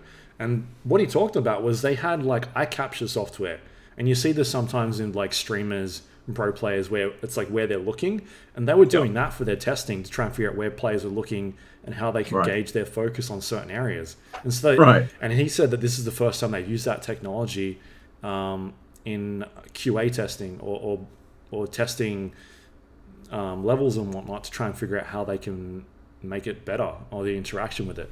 And so, yeah, you can play it a bunch of times and you'll see different things happening. And so, yeah, that's what I did. I went and replayed that level like 4 or 5 times to see all the little bits and pieces that were going on that you wouldn't necessarily see the first time. You may not even notice those things happening.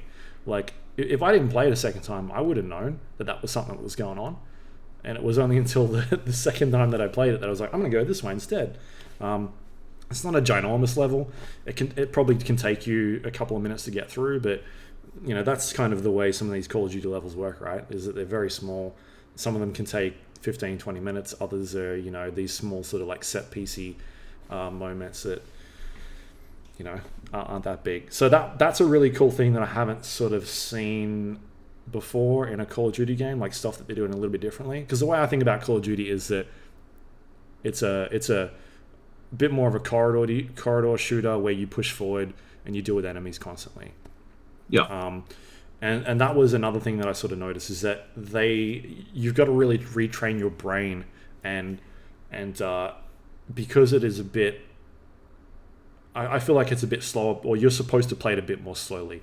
Don't have this mentality that you need to run forward all the time and push forward. Like, you need to stand back and clear areas and then go forward, as opposed to just being like, take out 2 guys, run forward, and that'll stop them from respawning, whatever. Like, it doesn't feel like it's doing that sort of thing. And they give you a bunch of tools to not be out in the open and whatnot. Like, they've talked about being able to slightly open doors and being able to mount onto walls and bits of cover to pop up and shoot and around corners and whatnot. So there's more tools to sort of deal with enemies and being able to not just be standing out in the open and running forward, because you will get punished.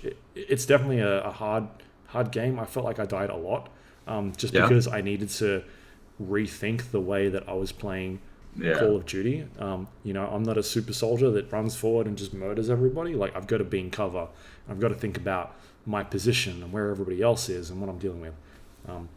So yeah. Anyway, that level, it's one of the best levels in the game. The way it's done is really outstanding. And then it's sort of the beginning of that game just sort of sets the tone of what you can expect. And we've seen a little bit like of the night vision goggles, infiltration stuff they're doing. And then so after that, you're playing as the same soldier and you are now tracking down rogue members of this terrorist hub. And you're in like, it's not the suburbs, but like a residential area of London, and you're in your team, and now you're going into like a fucking apartment building, and you're clearing out this apartment building with night vision goggles on, and it legitimately reminded me of like those classic Rainbow Six moments, Rogue Spear, like the early 2000s, late 90s, like SWAT, where you are with a team of people clearing fucking rooms and going up and dealing with people while also avoiding civilian casualties.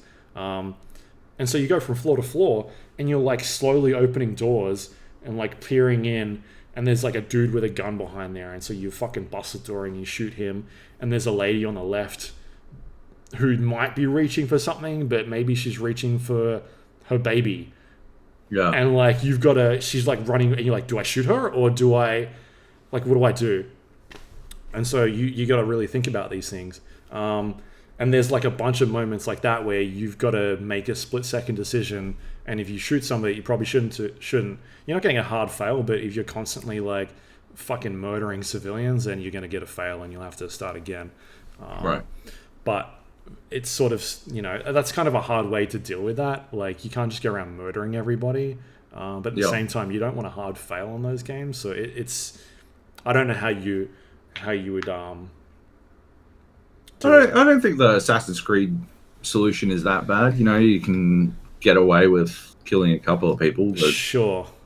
I mean, it's obviously not, you know, narratively the fucking best thing in the world, but sometimes you just want to stab a motherfucker, right? Sometimes you just want to pop some lady who's trying to save a baby. Yeah, I feel like that's like a...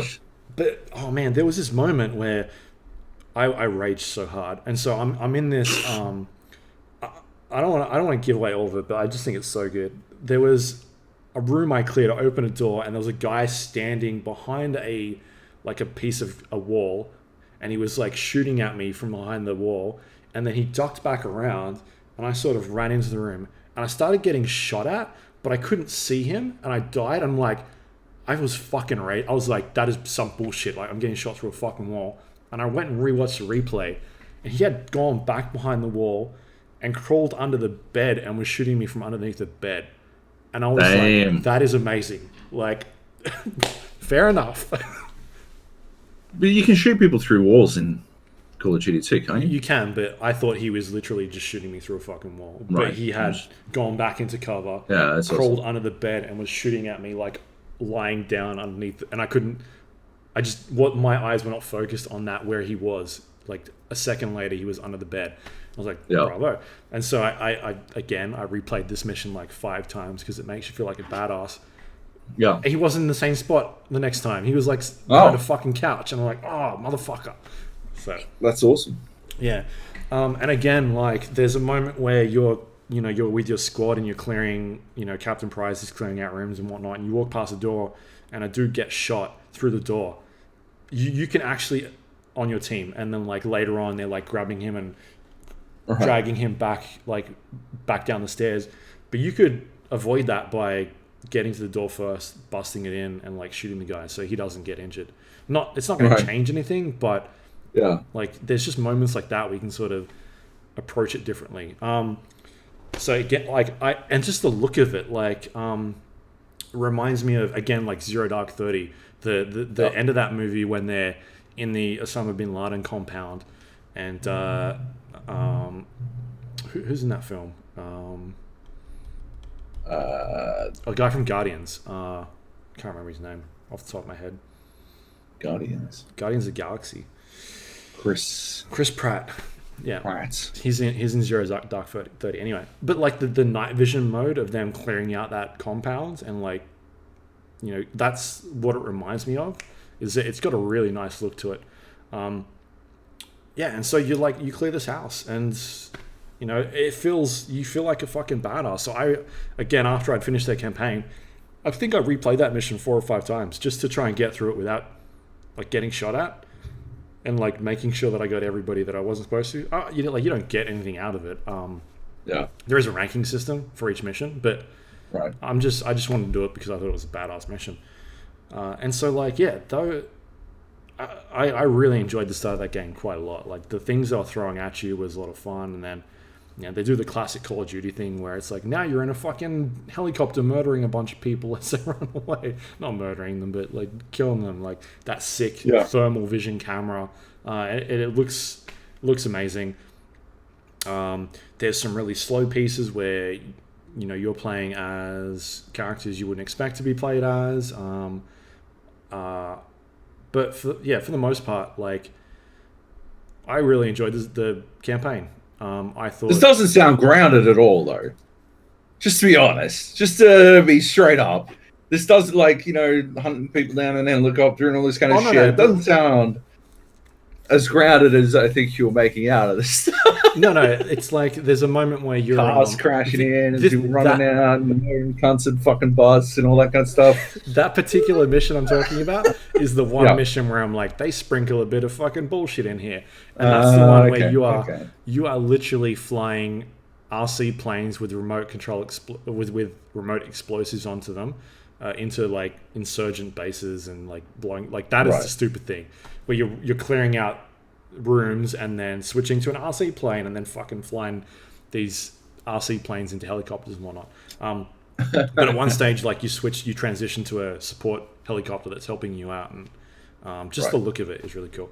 Like, there's definitely bits of Call of Duty where you're like, this is pretty fucking dumb that's in here, but for the most part, they're trying to tone it back a little bit. Like, And you know, it crescendos. It gets to the point at the end where you're like, this is... It's a Call of Duty game. I mean, there's not like nuclear bombs going off while you're on the side of a fucking helicopter or anything like that, but you get to the end, you're like, oh yeah, it's a Call of Duty game. There's people running at me all the time. There's like a mission later on where you're sort of escorting an import, like a VIP, through a building using surveillance cameras. So you're telling them where to move to while avoiding insurgents in the room, things like that. Just a bunch of interesting mechanics that are in there. But yeah, man, I actually really enjoyed the campaign quite a lot. As somebody who, when I play Call of Duty, I tend to play the campaign first because I like the Call of Duty campaigns, and it's really been haven't liked a lot of them recently. Yeah, and like in the prestige race or whatever it is that people get into. No, I like playing multiplayer, but not that hardcore. Yeah, man. And so I was pretty surprised by their campaign, and even more surprised that I don't tend to go back and replay missions, but I thought that there's a couple of missions in that I think are really excellent. And especially that clean house one where you are with the night vision goggles and you're going through, and they do that a couple of times where you're night visioning up and clearing certain places. It just makes me want go back to man, I really want to. You say it all the time. I want a new SWAT game. That's what it reminds me of. It's obviously very light in terms of what you can do during that mission. You're not going in and handcuffing people or anything like that yourself, but just the feel of it. Slowly opening a door and throwing a flashbang through the little crevice you've got and then busting in. Fucking so cool. I really enjoyed the campaign. You play as a handful of different characters. Captain Price is back, and he's excellent in it. He's got some good lines, some classic lines they throw in there to sort of, hey, it's Captain Price. And the other characters you switch between are really cool as well. And they mix things up. It's not like a balls to the wall game where you're just running around every mission just working your way through a bunch of insurgents. It's they try and change up the pace quite a bit. It's not always run and gun. There's stealthy parts. There's the classic sniper parts where you're shooting people with a sniper and you've got to line up the wind speed and the direction and your crosshairs and that sort of thing. So yeah, I really dug the single player campaign. It's the best one I've played in a long time. So yeah, I think it's a good step up. If they can keep delivering these sorts of campaigns, it can be a lot of fun. So yeah, I very much dug it. And just like I said, I went and replayed those missions, but I bumped the difficulty up as well when I went and replayed them to the second highest. I think the difference between the two highest difficulty is the very highest one turns off all the HUD settings, and so total immersion, whereas the one above that is exactly the same. It's just you've got your HUD settings on there. So I was playing on. I've got a bunch of footage playing on that one, doing the clean house mission and the London Piccadilly Circus. Piccadilly Circus? Yeah, that area. So, yeah, it's a cool campaign. There's a lot to like of it on it. I feel I'm interested to see how the Call of Duty sort of purists like it in terms of its sort of scaled backness.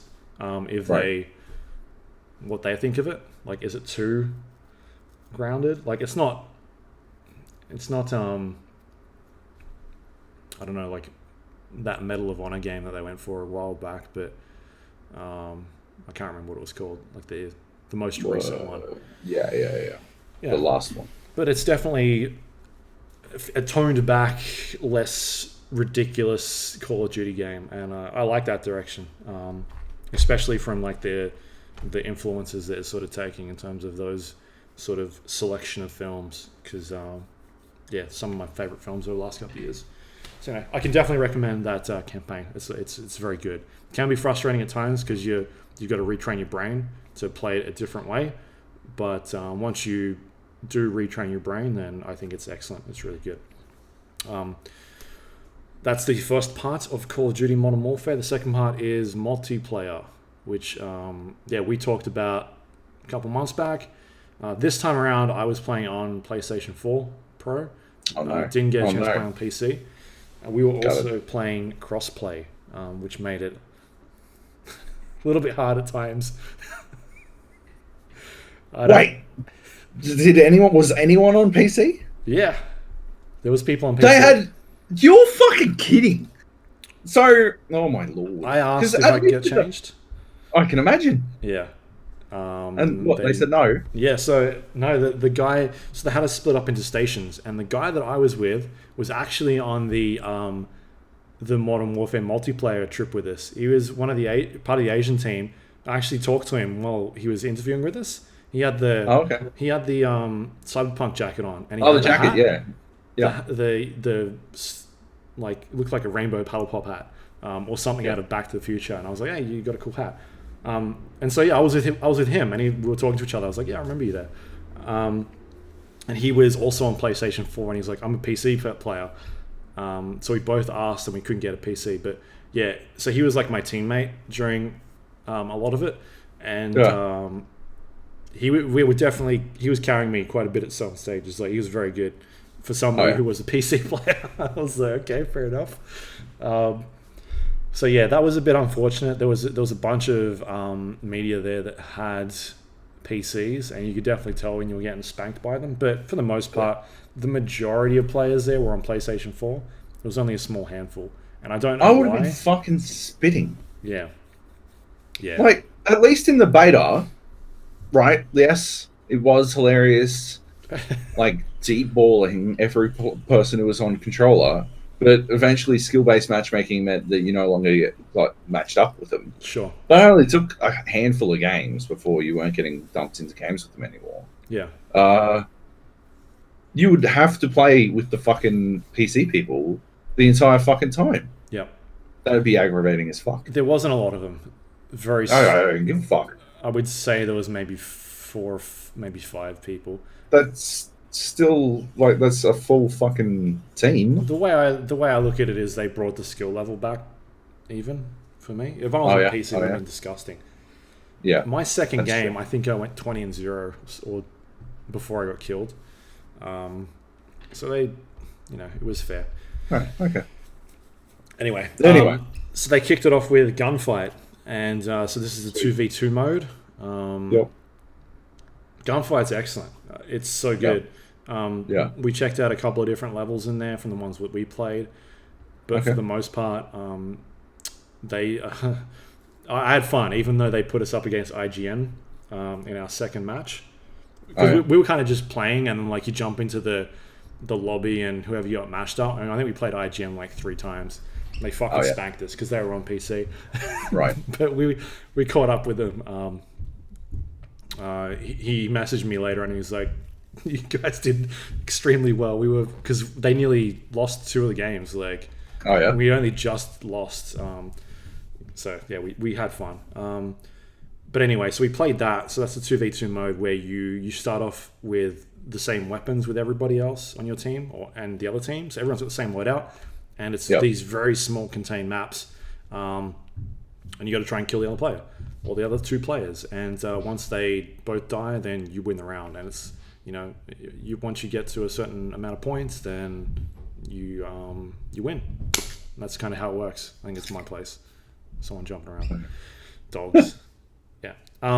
So that's a lot of fun. And then they threw us into Gunfight OSP. And we didn't play this at the multiplayer reveal event. I don't know if it was in the beta. No, it was. But yeah, I was like, what is this? Okay, cool. It's the same mode, but the weapons are sort of spread out throughout the map. And all the maps are mirrored. On-site procurement. Yeah. So they'll be like on a wall or on top of a crate or something like that. And then both the maps are mirrored, so wherever this gun is on one side will be on the same on the other side, and the layout of the maps are the same. And that's really cool because it gives you this like, do I go for the pistol that is right in front of me, or there is a assault rifle that's a little bit further on the left, and you kind of try and make a decision like, what do I go for? Do I get the grenade next? Do I worry about where the other team is? Because they do this really smart thing of like, they highlight the enemies before the round starts, so you know they're just over the corner, and you can immediately see where they're moving to as soon as the game starts. Like, you have that information straight off the bat.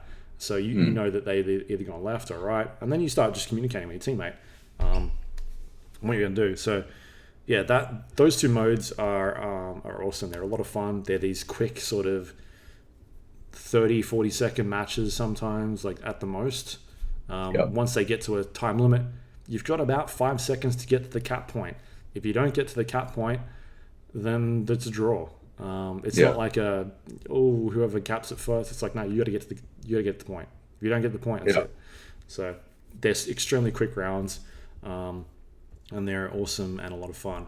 The thing is, I was talking to one of the devs, and it's like one of the big games that they play in house, sort of during lunch breaks or like work's finished for the day. Let's play a couple hours of gunfight, and they're implementing they're working on a tournament system in game where you queue up into a tournament, and then it would say grab 30 players and throw you into a bracket, and then like you eliminate teams, and eventually you get to a grand final.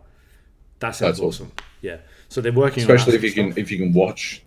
Oh yeah. If you can keep spectating, like you don't have to, but if you can keep spectating afterwards, that'd be rad. Yeah. Yeah. So I don't know if that's an official thing, but they're saying that's something they're working on because they think it's a really cool idea. A couple other games we played, which was Cyber Attack, which is like the bomb attack and defend. That stuff is really cool. The one we played the most of was Team Deathmatch, TDM. Tedium. Yeah, I had a lot of fun playing it. As we said last time during the multiplayer reveal, it's a lot more verticality in like the map design, not as flat. And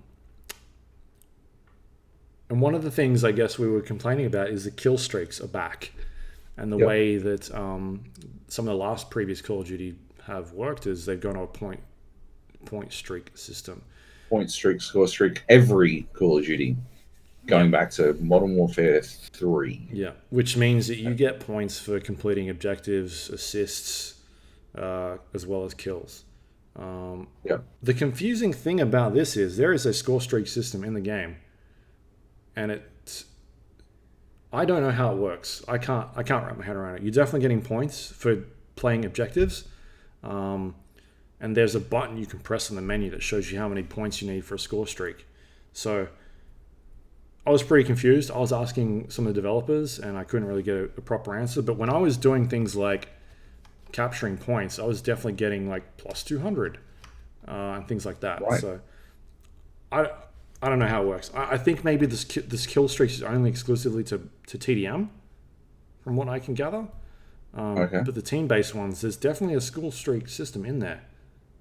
So I don't know. Anyway, there definitely wasn't in the beta. Yeah. I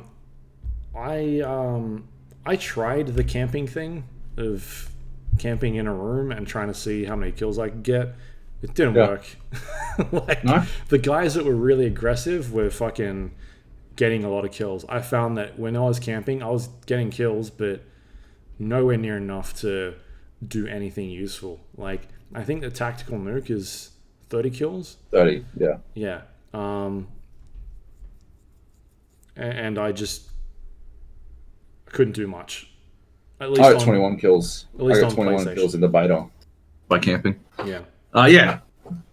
Well, that's what it is. I mean, yeah. If you were on PC, it would have been a completely different fucking. You would have nuked for sure. Yeah. I had 21 kills in the beta, and the only reason I died, I probably could have gone for the nuke. I got it recorded. Is because I ran out of ammo and I had to go find more ammo. Yeah. I didn't have the ammo crate specialist tool or whatever the fuck. So I had to go find another fucking gun. Otherwise, I could have fucking stayed there forever and continued to fucking farm up kills. Like it's not like I wasn't like hiding in a single corner. Yeah. But I was located in on like in a single fucking 30 square meter area. Like had a bunch of different windows. There were multiple different avenues for people to come attack me, but I would hear them and kill them, and that was it. It was TDM. There was no reason for me to go anywhere else. So yeah, they were basically just some sort of suicide cult running in to die to me. And if I'd found another gun before I found another person, it would have continued. Yeah. I mean, there's definitely ways to try and do it, but when I tried it a couple times, it was just like it was way too slow for me to get anything done. But otherwise, I'm still not a fan of the kill streak stuff. I'd rather it be points. But as I said, there's definitely some sort of score streak system in there. Right. I just couldn't get a proper answer because I spoke to somebody and they were saying, no, it's kill streaks. I'm like, but it's literally saying this, like I can press a button and it brings up score streaks and I'm like getting points for capping these spots. So like, what is that going to? Anyway, but in TDM, kill streaks, whatever. I had fun with a bunch of them. For the most part, the map's pretty good. There was a couple in there where they need to work on some of the spawns because there were places where you could just spawn camp. And it wasn't all of the maps. It was just one in particular that I found where it seemed like the other team was always getting locked into a particular spawn. And it wasn't, for whatever reason, it wasn't kicking them off to the other side of the map. So that was a bit strange. But for the most part, like most of the map's pretty good.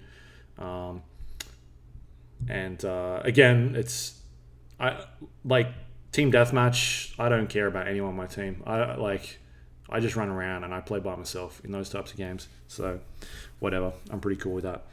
We played some TDM 20, which is like a larger scale version of TDM. That stuff is a lot of fun again. But the big one we played was Grounds War, and you and I checked this out when we were at the multiplayer reveal event. It sucked at the multiplayer reveal event. Anyway. Yeah, the maps that they're doing, at least the maps that we played, were they were definitely larger maps, but it was like TDM Call of Duty where it was action the entire time, and you're trying to capture points, and you're getting sort of like Conquest in Battlefield. It was exactly like Conquest, where there's like a ticketing system, and you lose or you gain points for how many flags you got capped. But it's just like action all over the place. At least 2 maps that we played, and it was just extremely hectic. And so we played a bunch of them, same sort of experience. And they threw a new map at us, which is called District, and it reminded me a lot of like that downtown map in Battlefield. It's basically in a city, and it's bigger. It's way bigger than the 2 maps we saw, and that feels like Conquest to me, like a Battlefield Conquest. There's a lot less action going on. Like, you're not getting shot at all the time. You can do the thing of like, let's go cap this point, and you can actually get there, and you might run across 1 or 2 teams as opposed to the entire map being at this one point. And that was excellent. Yeah, it was a lot of fun. Like, you can definitely see where they're going after Battlefield in terms of trying to get some of that audience, or at least trying to get the people that like Conquest to play the same sort of mode in Call of Duty. And because you can call and I do exclusively like Conquest in Battlefield. I don't like any other mode. Yeah, whereas for me, like, I don't like playing Deathmatch in Battle. I don't like playing anything in Battlefield other than Conquest for the most part. Like, I would never play TDM in Battlefield, but I will play TDM in Call of Duty all the time.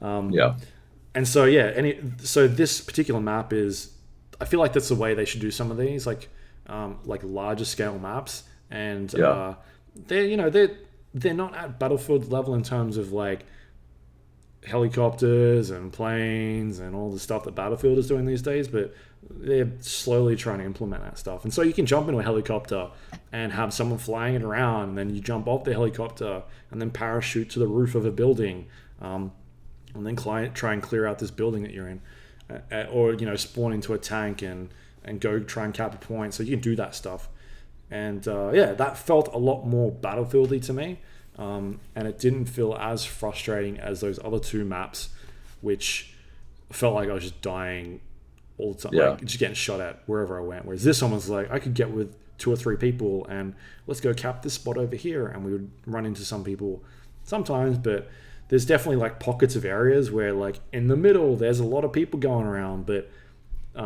there's some there's some caps sort of spread out enough that you can kind of, let's go from the top to like the Battlefield formula, where it's like it's not a line per se, like it's sort of like a square with a dot in the middle, and you can kind of work your way around to each one. You're not getting sort of trapped into a zone. So yeah, I really enjoyed Ground War on that map a lot more. We played that a bunch of times, and that seemed to be a bit of a favorite in terms of Ground War. Like whenever we wanted to play Ground War, we'd go to that map because it was just less chaotic. And again, the verticality as well, like being able to go into a skyscraper and go up a bunch of floors and sit on the roof and ping people from the roof, or jump into a helicopter and have someone fly it around to a flag point, and then just 3 of the guys jump off, and the dude in the helicopter landed on top of the roof so you could leave it later on. And you could actually sit there and get points, cap a point, and then defend a point and get rewarded for defending that point. Like it's got like a ticker that says you need to stay in this area for a certain amount of time, and then you successfully defended it. So there's definitely like a correlation between what they're trying to do here and Battlefield, and they're not nowhere near Battlefield yet, but they're trying to do it, and I think they're doing some pretty good job in terms of that particular map. What they do later on with larger maps, hopefully they go in that direction, because I don't like the smaller ones. There's definitely like spaces for it, but hopefully they focus more on the larger scale maps as opposed to the smaller ones. Like when we played those, I didn't understand why there were fucking ATVs or ATXs, whatever you want to call them, in the map, because they just felt too small to have them in there. Like why are these vehicles in there? They're just not big enough. Definitely bigger in terms of your regular Call of Duty maps, but this district one is way bigger. It's huge. So I liked that one a lot. It was a lot of fun. I don't know if it'd be like my go-to game. Like I feel like I'd toss up between Deathmatch and Ground War District, but depending on team-based gameplay and whatnot. But we'll see. Like I don't even play Battlefield by myself unless I'm in a team. Like I won't go play generally unless I'm playing with someone else. So if there's no one else to play with, I'm probably playing Deathmatch anyway. So sure. Yeah. Pretty surprised with that map. They did say to us that we had bigger maps coming, and that was definitely a bigger map. So that was cool. What else was there? We checked out the night vision MVG with realism as well. That stuff was really cool. A lot of fun. We missed that at the multiplayer reveal event. They did it while we were in interviews. Yeah, that stuff's cool. So you use your you don't have iron sights. Instead, you've got a little laser on the bottom of your gun, and when you ADS, that laser sort of pops out and tells you where you're aiming. But it also tells other players that someone is nearby.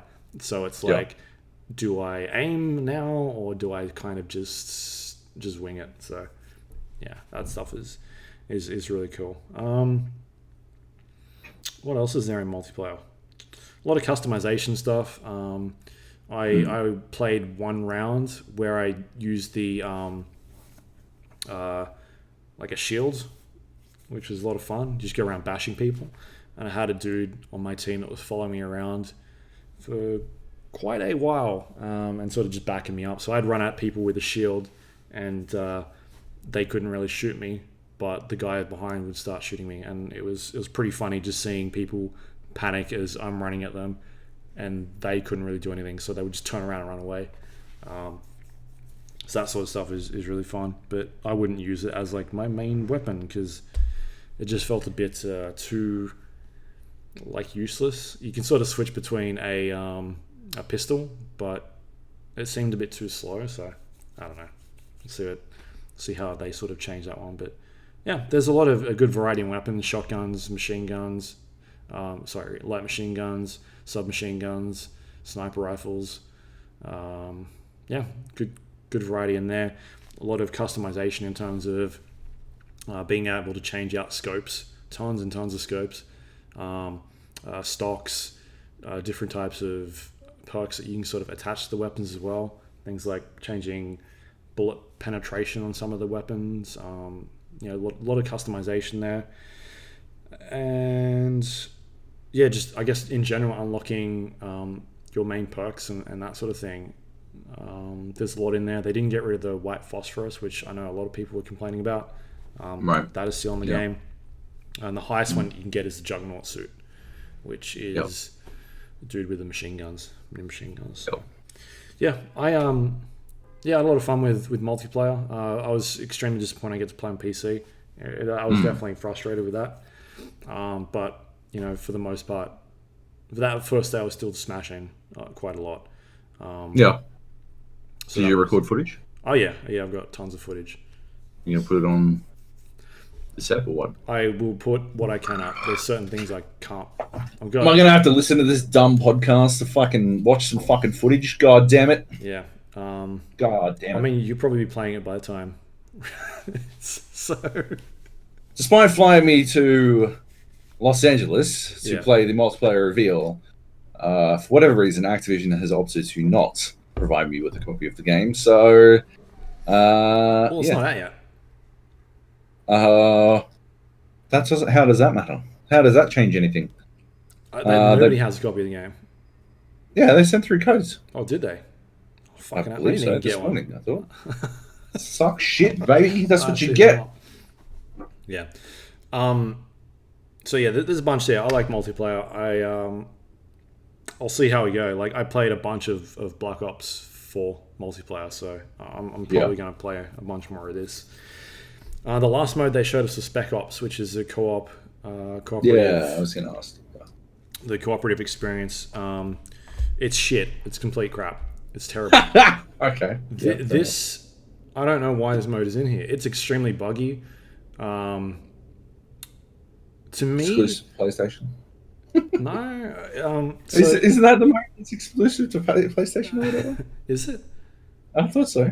Oh, maybe Everyone was like upset. It's like exclusive for a year or some shit. Maybe that's why. Nah. Are you talking about PC and? No, it's PC and PlayStation. Just PlayStation. Did you look up COD?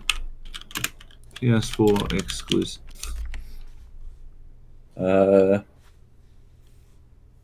Spec Ops Survival Mode is a timed PlayStation 4 exclusive until 1st of October 2020.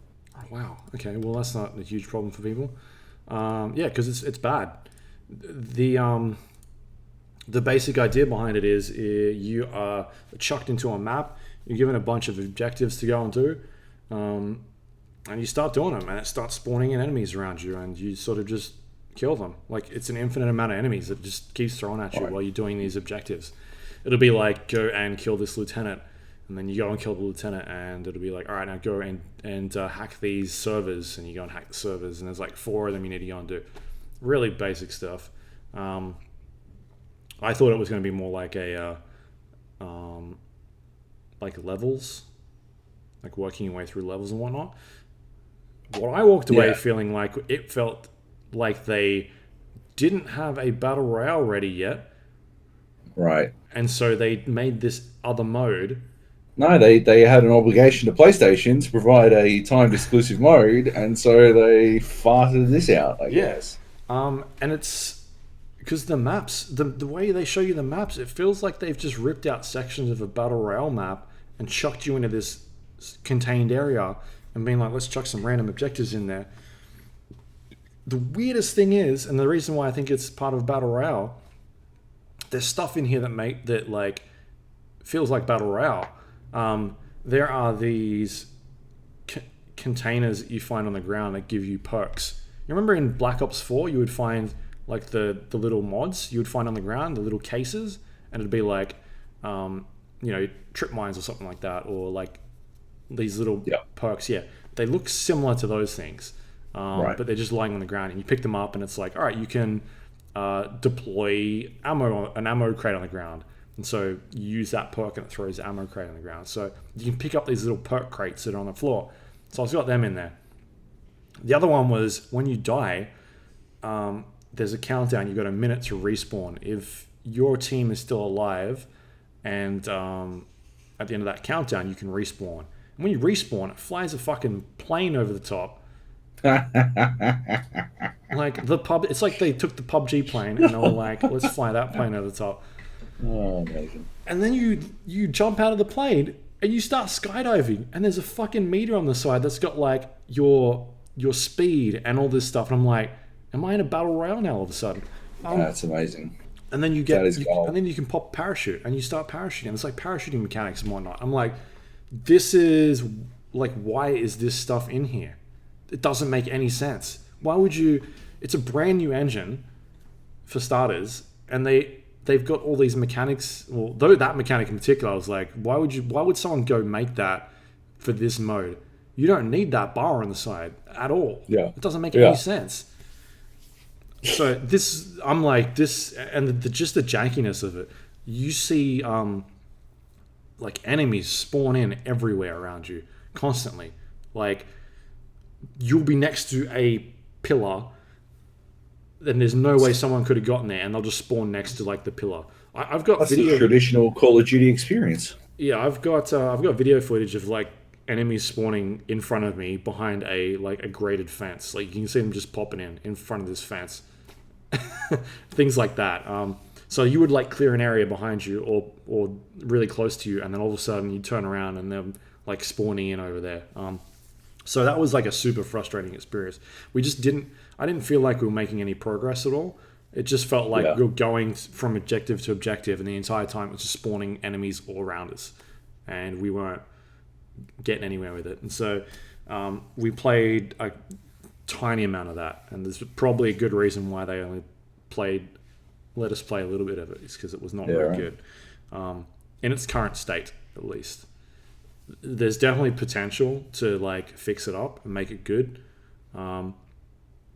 It just felt way too frustratingly hard because of the way it was spawning enemies constantly the entire time. You felt like you were making progress through an area, and all of a sudden, oh no, there's literally 5 guys that have spawned behind this wall that there's no way they should have been there. Like there's no way they could have gotten there. So anyway, that Spec Ops mode is not good at all. But what it's told me is that there's probably some sort of battle royale they're doing, whether or not it's a separate game. I think because there's too many things in that mode where I was like, those 3 things: the fucking plane, the parachuting, skydiving, and then the little boxes that look like the mods or the perk system from Blackout, just way too similar. Why somebody would go to the effort to make that system or those systems in this mode just doesn't make any sense. And just looking at the map, when you bring the map up, you like look at it, it looks way too detailed for what the rest of that mode is. You're like, this is a bit strange. Like you can see things around the map and it's sort of like shaded out, like this is your play area. But then why are all these roads over here that look extremely detailed? And I don't know, man.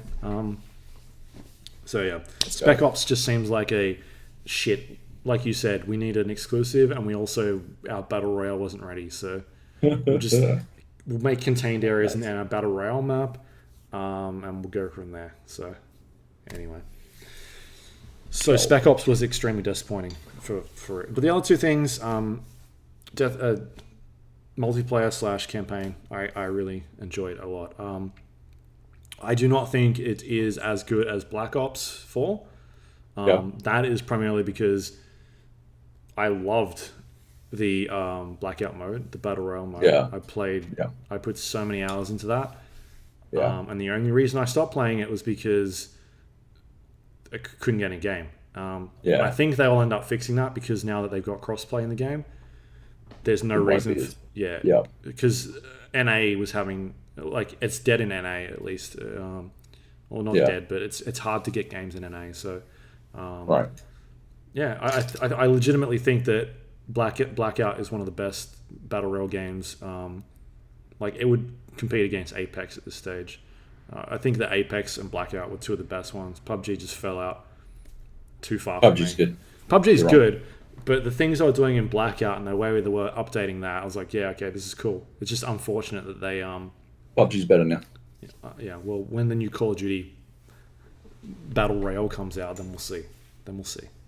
Right.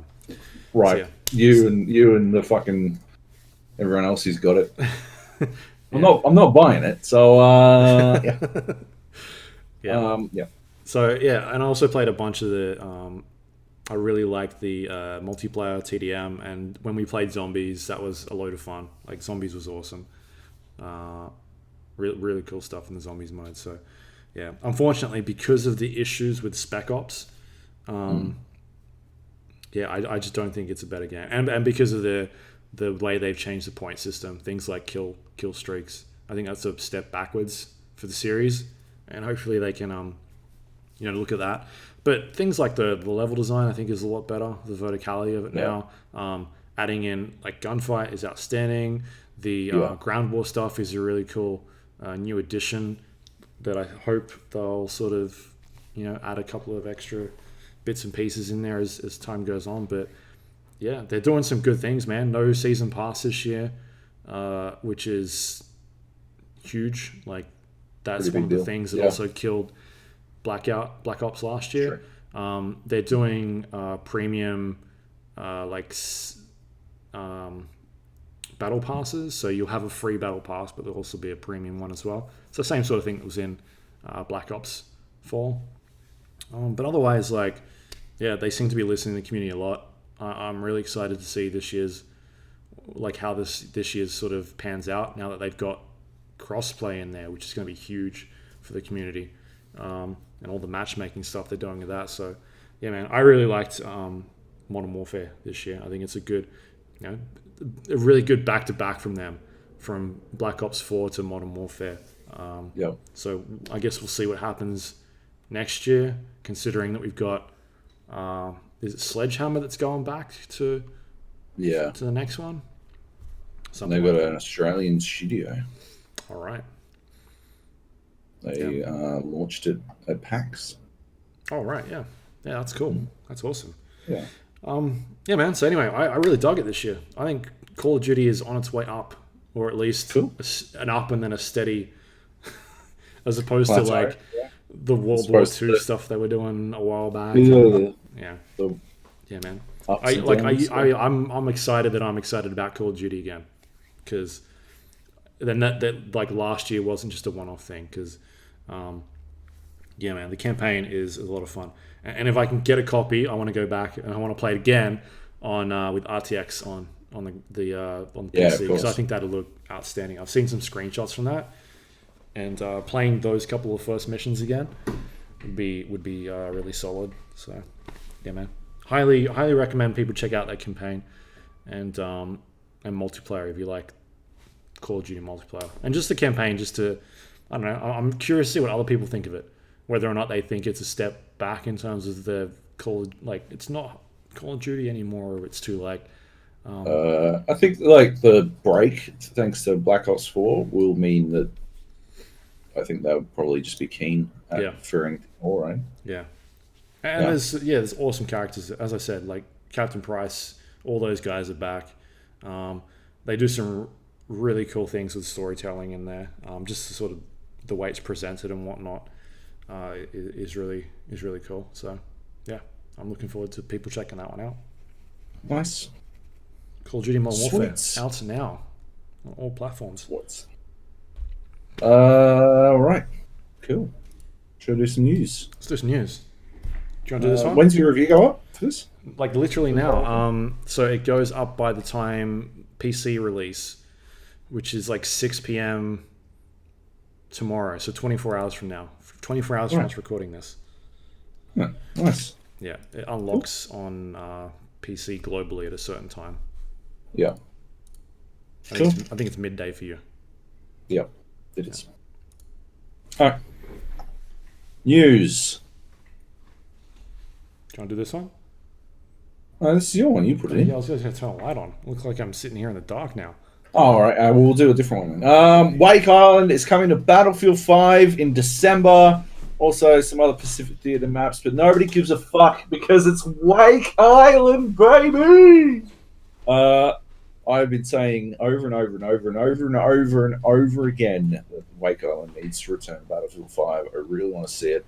My fucking fondest memory of Battlefield is Wake Island, like above all else. It might actually, it's like top 5 all time, maybe even top 3 all time memories in a video game is on Wake Island in Battlefield 1942, the demo. So yeah, I have such an attachment to this fucking map, and I do think it is a spectacularly constructed map. They really fucking nailed it right off the bat because it adheres to my preferred map design style, which is not the straight line; it is the spread out style. So yeah, to get to some of those, right? Unless you're in a boat or a plane. Yeah, exactly. So it actually emphasizes the core fucking tenets of the game itself. Encourages that sort of gameplay. So yeah, I'm super fucking amped for some Wake. Iwo Jima is the other map. That's the first one that's coming out real fucking soon. I think it's next week or something. I should know this considering I'm the one telling the fucking story here, but yeah, I'll just have a quick squeeze. I'm pretty sure it's October 31, same day as fucking Terminator, unless you go see a Terminator 2 fucking screening, right? Oh, yeah, that's annoying. How upset would you be? I would be so fucking mad. I saw somebody on Reddit. So background behind this, Alamo Drafthouse in the US did some screenings of Terminator 2, but when people got there to watch it, it was supposed to have like 15 minutes of Terminator Dark Fate as like a bonus thing, but they were like, we're not actually going to roll 15 minutes, we're just going to show the entire film. And so they got to see that instead of T2. And I saw some dude in the Reddit comments being like, my partner's never seen T2 and we went to go see it for that. Oh, that's a good one. That's a good one. Well, yeah, we saw T2 in the cinema, and it fucking... You were there, right? You went to that one. I think so. Did you come to T1 then? No. Did you just didn't want to go to the fucking movies with him? I get it. No. It's fine. Whatever. Anyway, I saw Terminator 1 and Terminator 2 in the cinemas as part of like event cinemas were doing the in-the-house thing. Right. And yeah, fucking Terminator 1 doesn't hold up on the big screen, but Terminator 2 absolutely does. And it is even better on the big screen. I love that fucking film. Yeah, T1 was a low-budget film. But, like, it doesn't... I'm not, like... Don't make excuses for it. I'm just saying, compared to Terminator 2, it doesn't hold up, right? T1's also, like, a horror film as well, isn't it? Yeah. Like, we don't need to go into why Terminator... Anyway... With that in mind, if I did buy tickets to go see Terminator 2 and they sprung a different fucking movie on me, I would be pretty mad. I wouldn't be thrilled. It was the new Terminator. I'd be okay with that. Until you saw it and it was shit. And then you'd be like, oh, what if it was... But I could have been watching Terminator 2. What if it was like Terminator 4? I don't even remember what it's called. Salvation? Salvation, yeah. Like, it'd be like you go to a coffee shop to get your fucking your favorite latte. You know what you're in for. You're gonna get a latte. You get there and they like spring you on. Oh, we've got the latest Nescafe Blend 44. You've never seen this before. Here you go. You're like, cool. Well, I guess I'm not getting my fucking latte then, right? Like, you were in it for one thing, and then they gave you something worse. Like, if it was the same or better, yeah, fuck yeah. But just because it's new doesn't mean it's better. Fuck that shit. Anyway, that's Terminator Dark Fate comes out Is that a October new 30th. story? What were we doing? The same day that Iwo Jima hits Battlefield 5 is what I was driving at. Yeah. I was stalling so I could get make sure that it actually did show up then. But yeah, anyway, it looks fucking sick. Iwo Jima, yeah, good map. There's just no Wake Island. Wake Island's the fucking best. Yeah. That trailer is pretty good. Was. I'm sick of them putting fucking game engine footage at the bottom of this. Oh yeah. I feel like that's you don't need to know it anymore. False advertising, that shit. That is not gameplay. There's a difference between gameplay and game engine footage. Well, they're not claiming to be gameplay. Yeah, they're claiming to be game engine footage. This is the game. It's fucking Captain Cynical over here. It's like, oh, well, it doesn't explicitly doesn't say that it's gameplay. So, yeah, no, but your inability to your failure of reading comprehension, I don't think. Well, no, they're trying to trick people. They're putting in-game engine footage, and it's not gameplay, and it's the engine footage. Like, they didn't say it was gameplay. Yeah, that's they what should I'm say. saying. They should say not gameplay footage. Fuck you. How long do you want? Do you want it to just be the whole fucking bottom half of the fucking? So maybe it should end like fucking, like medicine ads end over there. And fucking 16 minutes of fucking That's all provided. May cause heart palpitations, death, diarrhea, vomiting, etc., etc., etc., etc. Yeah. Yeah, that's what you want. You're after that full American experience. Anyway, I'm excited. Your turn. Yeah, I'll check it out. No, this was your news story, Dick. I'll read the fucking news. Hey, Fallout 76 has a premium membership. It's called the is it the Fallout First? Fallout First Club. Yeah, and it's it's an annual or monthly membership. And in Australia, it is going to cost you $20.95. $20.95, which is a lot of money. That's ridiculous. Yeah. And should I talk about what it's got in it? Of course. Yeah. Because I don't have it up at the moment. Oh, did you need me to stall or something? Yeah. Is that what you're doing? Yeah, that's what we're doing right now. It's got a private worlds as part of your membership benefits, which means you can play with you and up to 7 friends, so 8 people total in a private server. Right. Yay! So that's what you want out of the Fallout experience: an empty world with nothing but you and 7 other people. Cool. Yeah. I think it was somebody in the chat. I can't check at the moment because it'll screw things up. Might have been Kleb, who was saying that if nobody in the server at that time has the membership, then the server will kick everybody out. I don't know where he got that info from, but if the host leaves the game, everyone's kicked out until there's at least one other Fallout First subscriber. Oh my lord. You can't change the rule set for the server, and there's no mod support. Spectacular. That was clever. Yes. Yeah, I don't know where that info came from. Here's one that's fun. You get a scrap box, which is unlimited storage for crafting components in your own new scrap box container. That one's fun because when they first talked about why there was a limit on storage, they said it was because of server resources. Yep. And they couldn't do it. So now instead, they fixed it. Well, they can do it, but they're charging people for it. That's good. Yeah, no, at least they fixed it, right? Yeah. And also paying for gameplay benefits. Yeah. Nice. Survival tent, which gives you a new fast travel point, which also has a stash, sleeping bag, and other basic needs. So I'm guessing like a cooking bench and that sort of stuff. It gives you atoms, which is the points-based currency where you can buy cosmetic items. So you get 1,650 from that per month, which you can use in the shop. You get a new outfit, which is exclusive for people that are part of this Fallout First membership team. And you also get a bunch of icons and emotes as well, which are exclusive. And so that's for $23 a month, Australian. Yeah. This is it, right? This is the final nail in the Fallout 76 coffin, right?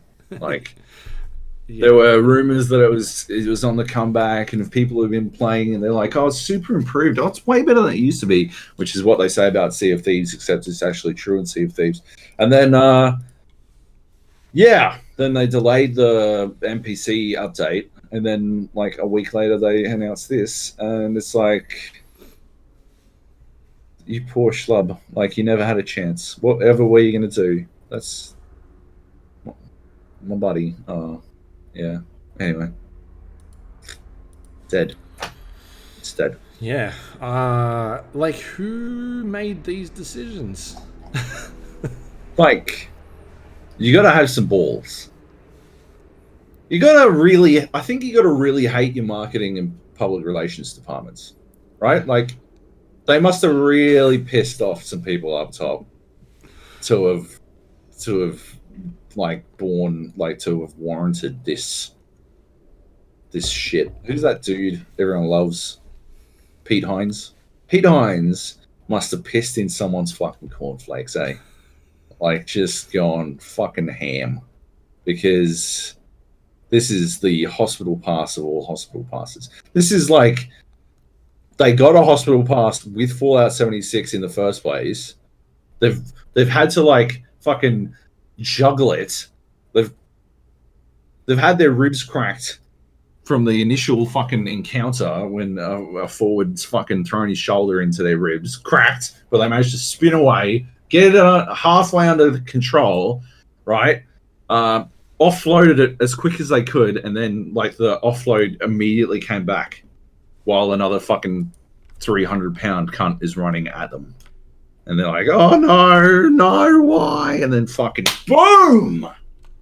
Good night, Irene. Like, just fucked. Just absolutely fucked. It's pretty rough. Anyway, yeah, that's some fucked shit. I cannot believe anyone at Bethesda who makes decisions thought this was a good idea. But not only that, but being like, you know what, Outer Worlds is out tomorrow.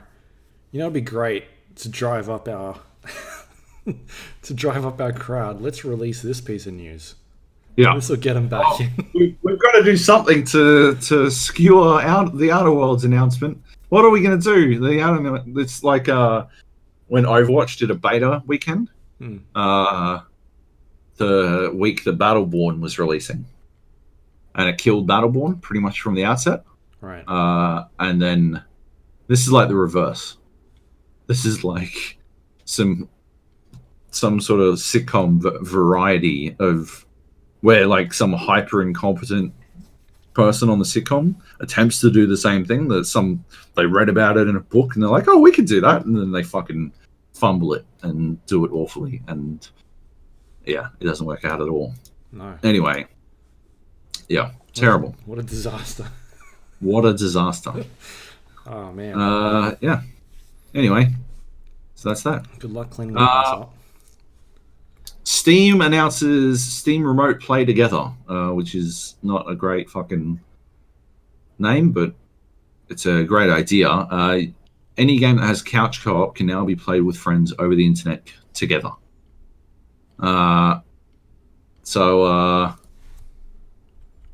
Sorry, there's some spoiler thing. I don't know why. So basically, yeah, you get a game that's got couch co-op in it, and you right-click on it, and you can, I think you right-click on the invite section, and you can hit remote play together, and that's it. You're remote playing together in a couch co-op game. Yeah. Which is fucking awesome. I would love them to extend this, so I could play single-player games with other people and stuff. Like, I'm not interested in watching someone play a game, but if we can collab together, I reckon it's a cool idea. Yep. But anyway, yeah. Nice. Rad. Next one is Rainbow Six Siege has a limited time event called Doctor's Curse. And this is running for, I believe, 2 weeks. Yeah. And it is a attackers versus defenders modes where one team has no weapons and they've got gadgets and whatnot, the other team has to try and hunt them down in a 5 versus 5 survival mode. Yep. I haven't really had a chance to check this out yet, but no, well, yeah, it only just dropped, but it looks fucking rad. I've got the update for Rainbow. I'm definitely going to check it out. I've got Rainbow updated rather. I'm definitely going to check it out. I love I love limited time events. I reckon it's such a good way to re-engage players with your game when they work. When they work, yeah. I love the idea. The execution is not as often all that good, but yeah. So it's exterminators versus monsters. 5 sledges wielding 3 unique hammers as weapons, and the monsters have traps. And they got to try and escape. So, yeah. Interesting. It's a rad idea. Doing some good stuff over there. And lastly, what do we got? BlizzCon. It's coming up next week, and they have 6 unannounced panels, which some of them are immediately after the main event. There's been some rumors flying around that this could be, I guess there's 2 games flying around, Diablo 4 and Overwatch 2, the 2 that are rumored at the moment. Overwatch 2? What? Both of them. Yeah. There can't be an Overwatch 2. There is. There definitely is. I thought it was like some sort of single-player Overwatch in the same world. Maybe. It's not Overwatch 2. Okay. Overwatch related, whatever it is. Overwatch 2. Right. Okay. I don't see how you can create an esports ecology, and then this is why the fucking Call of Duty franchise system doesn't make any fucking sense to me. Because, like, imagine making a fucking basketball team and the rules change week to week. Wait, that's our fantasy basketball system. No, but seriously, imagine the NBA changed the fucking format of basketball every fucking season, right? Right. How the fuck would you build a franchise out of that? Yeah. Like, suddenly we've eliminated the 3-point line. Like, it makes sense over generational changes. Obviously, I understand that the 3-point line didn't always exist in basketball and has been introduced over the years. Those are small changes, right? Like, small changes with huge impacts, but small changes. The difference between Call of Duty Black Ops 4 and Call of Duty Modern Warfare is fundamentally different. It is a fundamentally different game. So, like, I do not understand how you can have a franchise. You can't have fucking... Oh, we've got the fucking Los Angeles Lakers and we're a hockey team now. Right? Like, as much as I'd love to see LeBron attempt to skate, it just doesn't make any fucking sense. So, yeah, it can't be Overwatch 2 in the sense that they're starting over with fucking Overwatch. No fucking way. No way. Anyway. So there's some of the news that had come out. There was a German magazine, I think it was, that had an advertisement in it, which is the day after the first day of BlizzCon, and it was an artwork book. I don't know if you saw this one. But it talked about how it's an official book and it's got artwork from Diablo 1, 2, 3, and 4 in it. And there was also somebody on Twitter who was apparently a credible person who's talked about a bunch of leaks before, who said that they're both Overwatch, the Overwatch sequel, and Diablo. And there's also news... about 4 months ago, Kotaku ran a piece.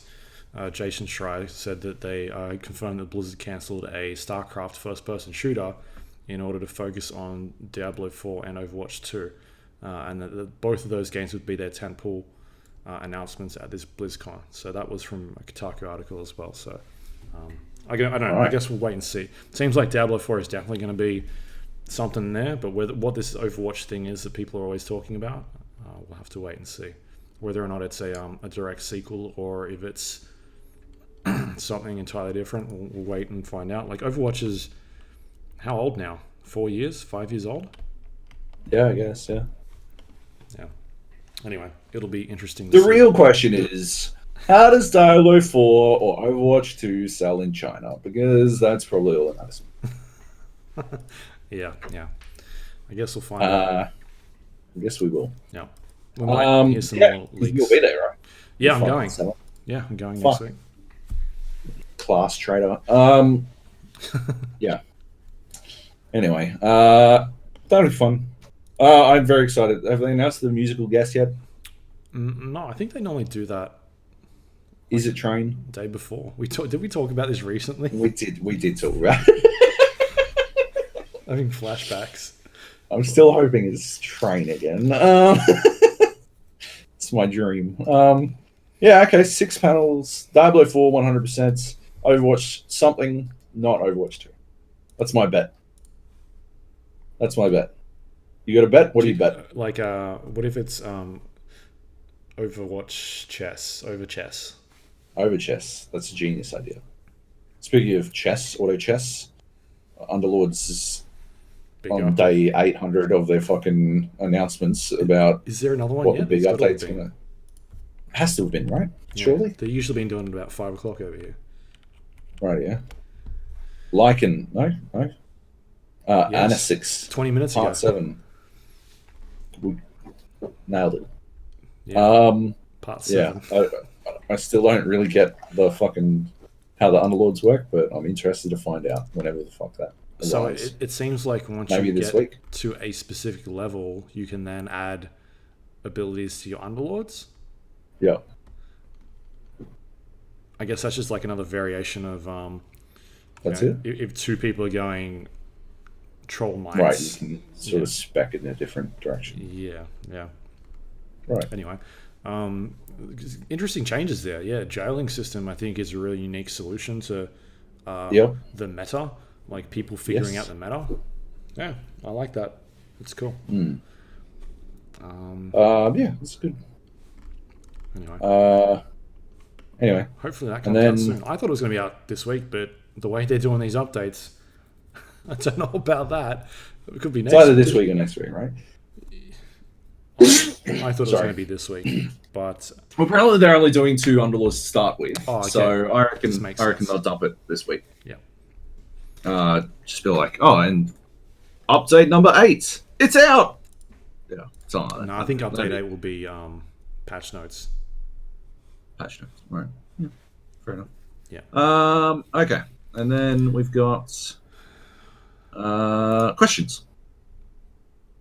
Yes. Go on then. Questions time. You can ask us questions on Discord or whatever the fuck, whatever Luke usually says. He's got all the patter. I don't know. I don't say it. Frisco writes, according to the reviews, is the relatively bug-free experience in the Outer Worlds a sign of the end times, or is it a sign of the maybe Obsidian not being hamstrung by Bethesda and Bethesda's Game Studios engine? Because I 100% Obsidian do make some buggy fucking games, but at the same time they've also made some not so buggy games. Pillars of Eternity 2 wasn't that fucking buggy. Pillars of Eternity and whatnot. So yeah, maybe their trend is more like, Knights of the Old Republic being unfinished. Maybe when they're making their own shit, they're just able to make, complete finished games. Yeah. I'm excited to play it. Me too. I can't fucking wait. I'm going to have to wait, but I can't. If you haven't started playing yet, apparently played on hard. All right? Everyone. Yeah, I heard that too. 100%. A lot of people say that. Yes. Cool. Nice. Johnny Bravo writes... Oh, good question, Frisco. Sorry, should add. Johnny Bravo writes, hey, gents. What are your thoughts on Sony and or Microsoft selling their next console for a notional price, say $150? Surely the profit margin on the box is minuscule in comparison to what they make in online subscriptions, peripherals, and games. Nominal price, I assume, and I think it's a very delicate balancing act because you want to make as much money as possible. It's one of those situations like in theme park management games where you want to put the ticket prices at just the right amount where you're making as much money as possible while still getting as many people in as possible. Yeah. So I don't think, I think that at the end of the day, announcing it for a tiny price might not be that effective a way to gain as much money as possible. Yeah. When you think about the idea of early adopters picking it up, they're going to buy it regardless, and then there are the people who won't buy it until it's super cheap, and they might wind up waiting for it to be super duper cheap, even cheaper than your already cheap price. So you got to look at it from the perspective of, if you were to do a normal price of say $300, people would be waiting for it to be $150 anyway, which takes forever. So you may as well do it at $600, and those say will wait for it to be $300. Yeah, and those prices generally they're trying to recover R&D costs. And at that stage as well, they're not generally making much of a profit anyway. It's not until years later, when the cost of this stuff starts to come down, is when they're actually making. I think like profit. The Wii. Yeah, the Wii was the only. Hey, no, the Wii was sold, the only console in the last like decade or 2 decades or something like that, some crazy amount that wasn't sold at a loss. Every other console was sold at a loss. Yeah, like they're all already being sold at a loss. So the price per unit.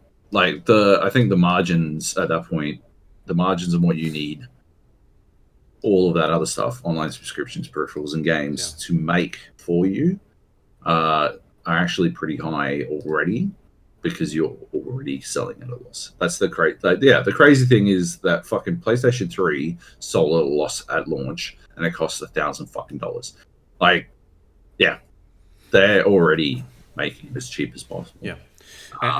We might get to that point next gen as well, where we go back to subscription costs for hardware. It might revert back around, especially if they start, getting upwards of high, close to the $1,000 mark with SSDs and whatnot in there. Yeah. That was something that was thrown around a few years back. We never saw it eventuate, but it's definitely something we could see next year. 12-year month, the 12-year plan where you pay, I don't know what, $30 a month, $40 a month to, lease a console through Microsoft. And then after the year is up, you own it or something like that. I don't know. But that's definitely something you could see. As opposed to the same way phone plans work, right? Rather than buying a phone, you do a monthly contract. That could be something to sort of alleviate the costs of that giant bulk purchase. Yeah, true. Yeah. Anyway, good stuff, JB. That would be it. Cool. That's a show. That's our long-ass show. Yeah, you can find us on iTunes, Android, Windows Store, Spotify. Did I say YouTube? All those places. If you do have a moment, please rate and review the show. It helps other people find it, which is very important. If you want to send us questions, you can email us, thegapodcast@gmail.com. You can also find us on our Discord page, thegapodcast.com/Discord, which is, you can do what JB just did. Send us messages. And other people, like Frisco, has been talking in the chat. Yeah. Right? Chat with us. Jump in if you see people playing. Yeah. It's good fun. You can also find us on social media, facebook.com/GAPodcast, twitter.com/GAPodcast.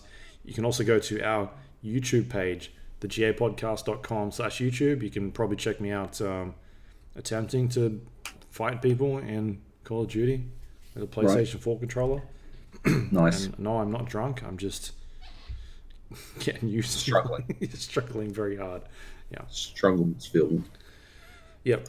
You can also find us on our website, thegapodcast.com. It's got links to all the things we talked about, including past episodes of the show. And that's all run thanks to our Patreon members. If you want to help support the show, you can go to patreon.com/GAPodcast and hit that subscribe button. Is it subscribe? I don't know. Hit the button. Helps us pay the bills, and we greatly appreciate everyone that does that every month. We do. You're the best. You don't have to. Thank you. Of course. Yeah. If you're struggling, to pay for bills and things like that. Don't do appreciate it, and don't subscribe. Catch one of us out in the wild. Probably me, because Luke's a fuckhead. Yeah, we'll buy you a drink. Oh, BlizzCon. There you go. If you're at BlizzCon. Oh, that's what. Yeah, hunt him down. Oh, the fucking beers are so expensive at BlizzCon. Fucking do it. Is there a media section for beers? You can't get people media beers. What the fuck? No, for me. I just sit in the media room the entire time. Oh, you hide from. Yeah, hide from them. There were no beers last time I was there. Oh, not in the media, but they were in like the taverns and stuff. Anyway, cool.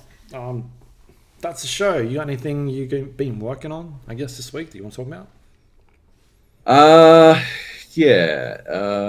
Hopefully, you'll able to read either some stuff with the teams that qualified for Red Bull Fighter Flight, or some stuff with some OPL players about the changes that are coming to the League of Legends map, but I have no idea. Neither. I haven't got responses from either, so I'm just sort of sitting here waiting, which is cool. Yeah. Yep. Exciting. You going to interview Shannon Knowles? I wish. Are you going to go in the competition? The amateur PUBG competition? How do they determine what the amateur team is? I guess if you're registered to play in a pro league, then you aren't amateur. Good luck to them regulating this. It's going to be tricky. It's going to be tricky. Because the prize pool is something stupid. It's like an Asia Pacific prize pool of like $200,000 or something. It's cash money, baby. Yeah. Yeah. All right. Anyway. Yeah. For me, you can go to ozgamers.com and check out my Call of Duty Modern Warfare review. I think it's going on Ozgamers. Hope it's going on Ozgamers. Otherwise, I've been writing for no reason. Yep. That would suck. Anyway, Australian exclusive. Only Australian to have played it or have there you go. Yeah. Nice. There you go. That's the show. Cool. We'll be back next week. We've got what have we got? Outer Worlds, After Party, Death Stranding. Is Death Stranding next week? Yes. Yes, we can talk about Death Stranding next week. What else can we talk about? Probably Modern Warfare. If we can get codes. If we can get codes. Yeah, we'll see. Yep. But otherwise, thanks everyone for listening. Cheers. See you next week.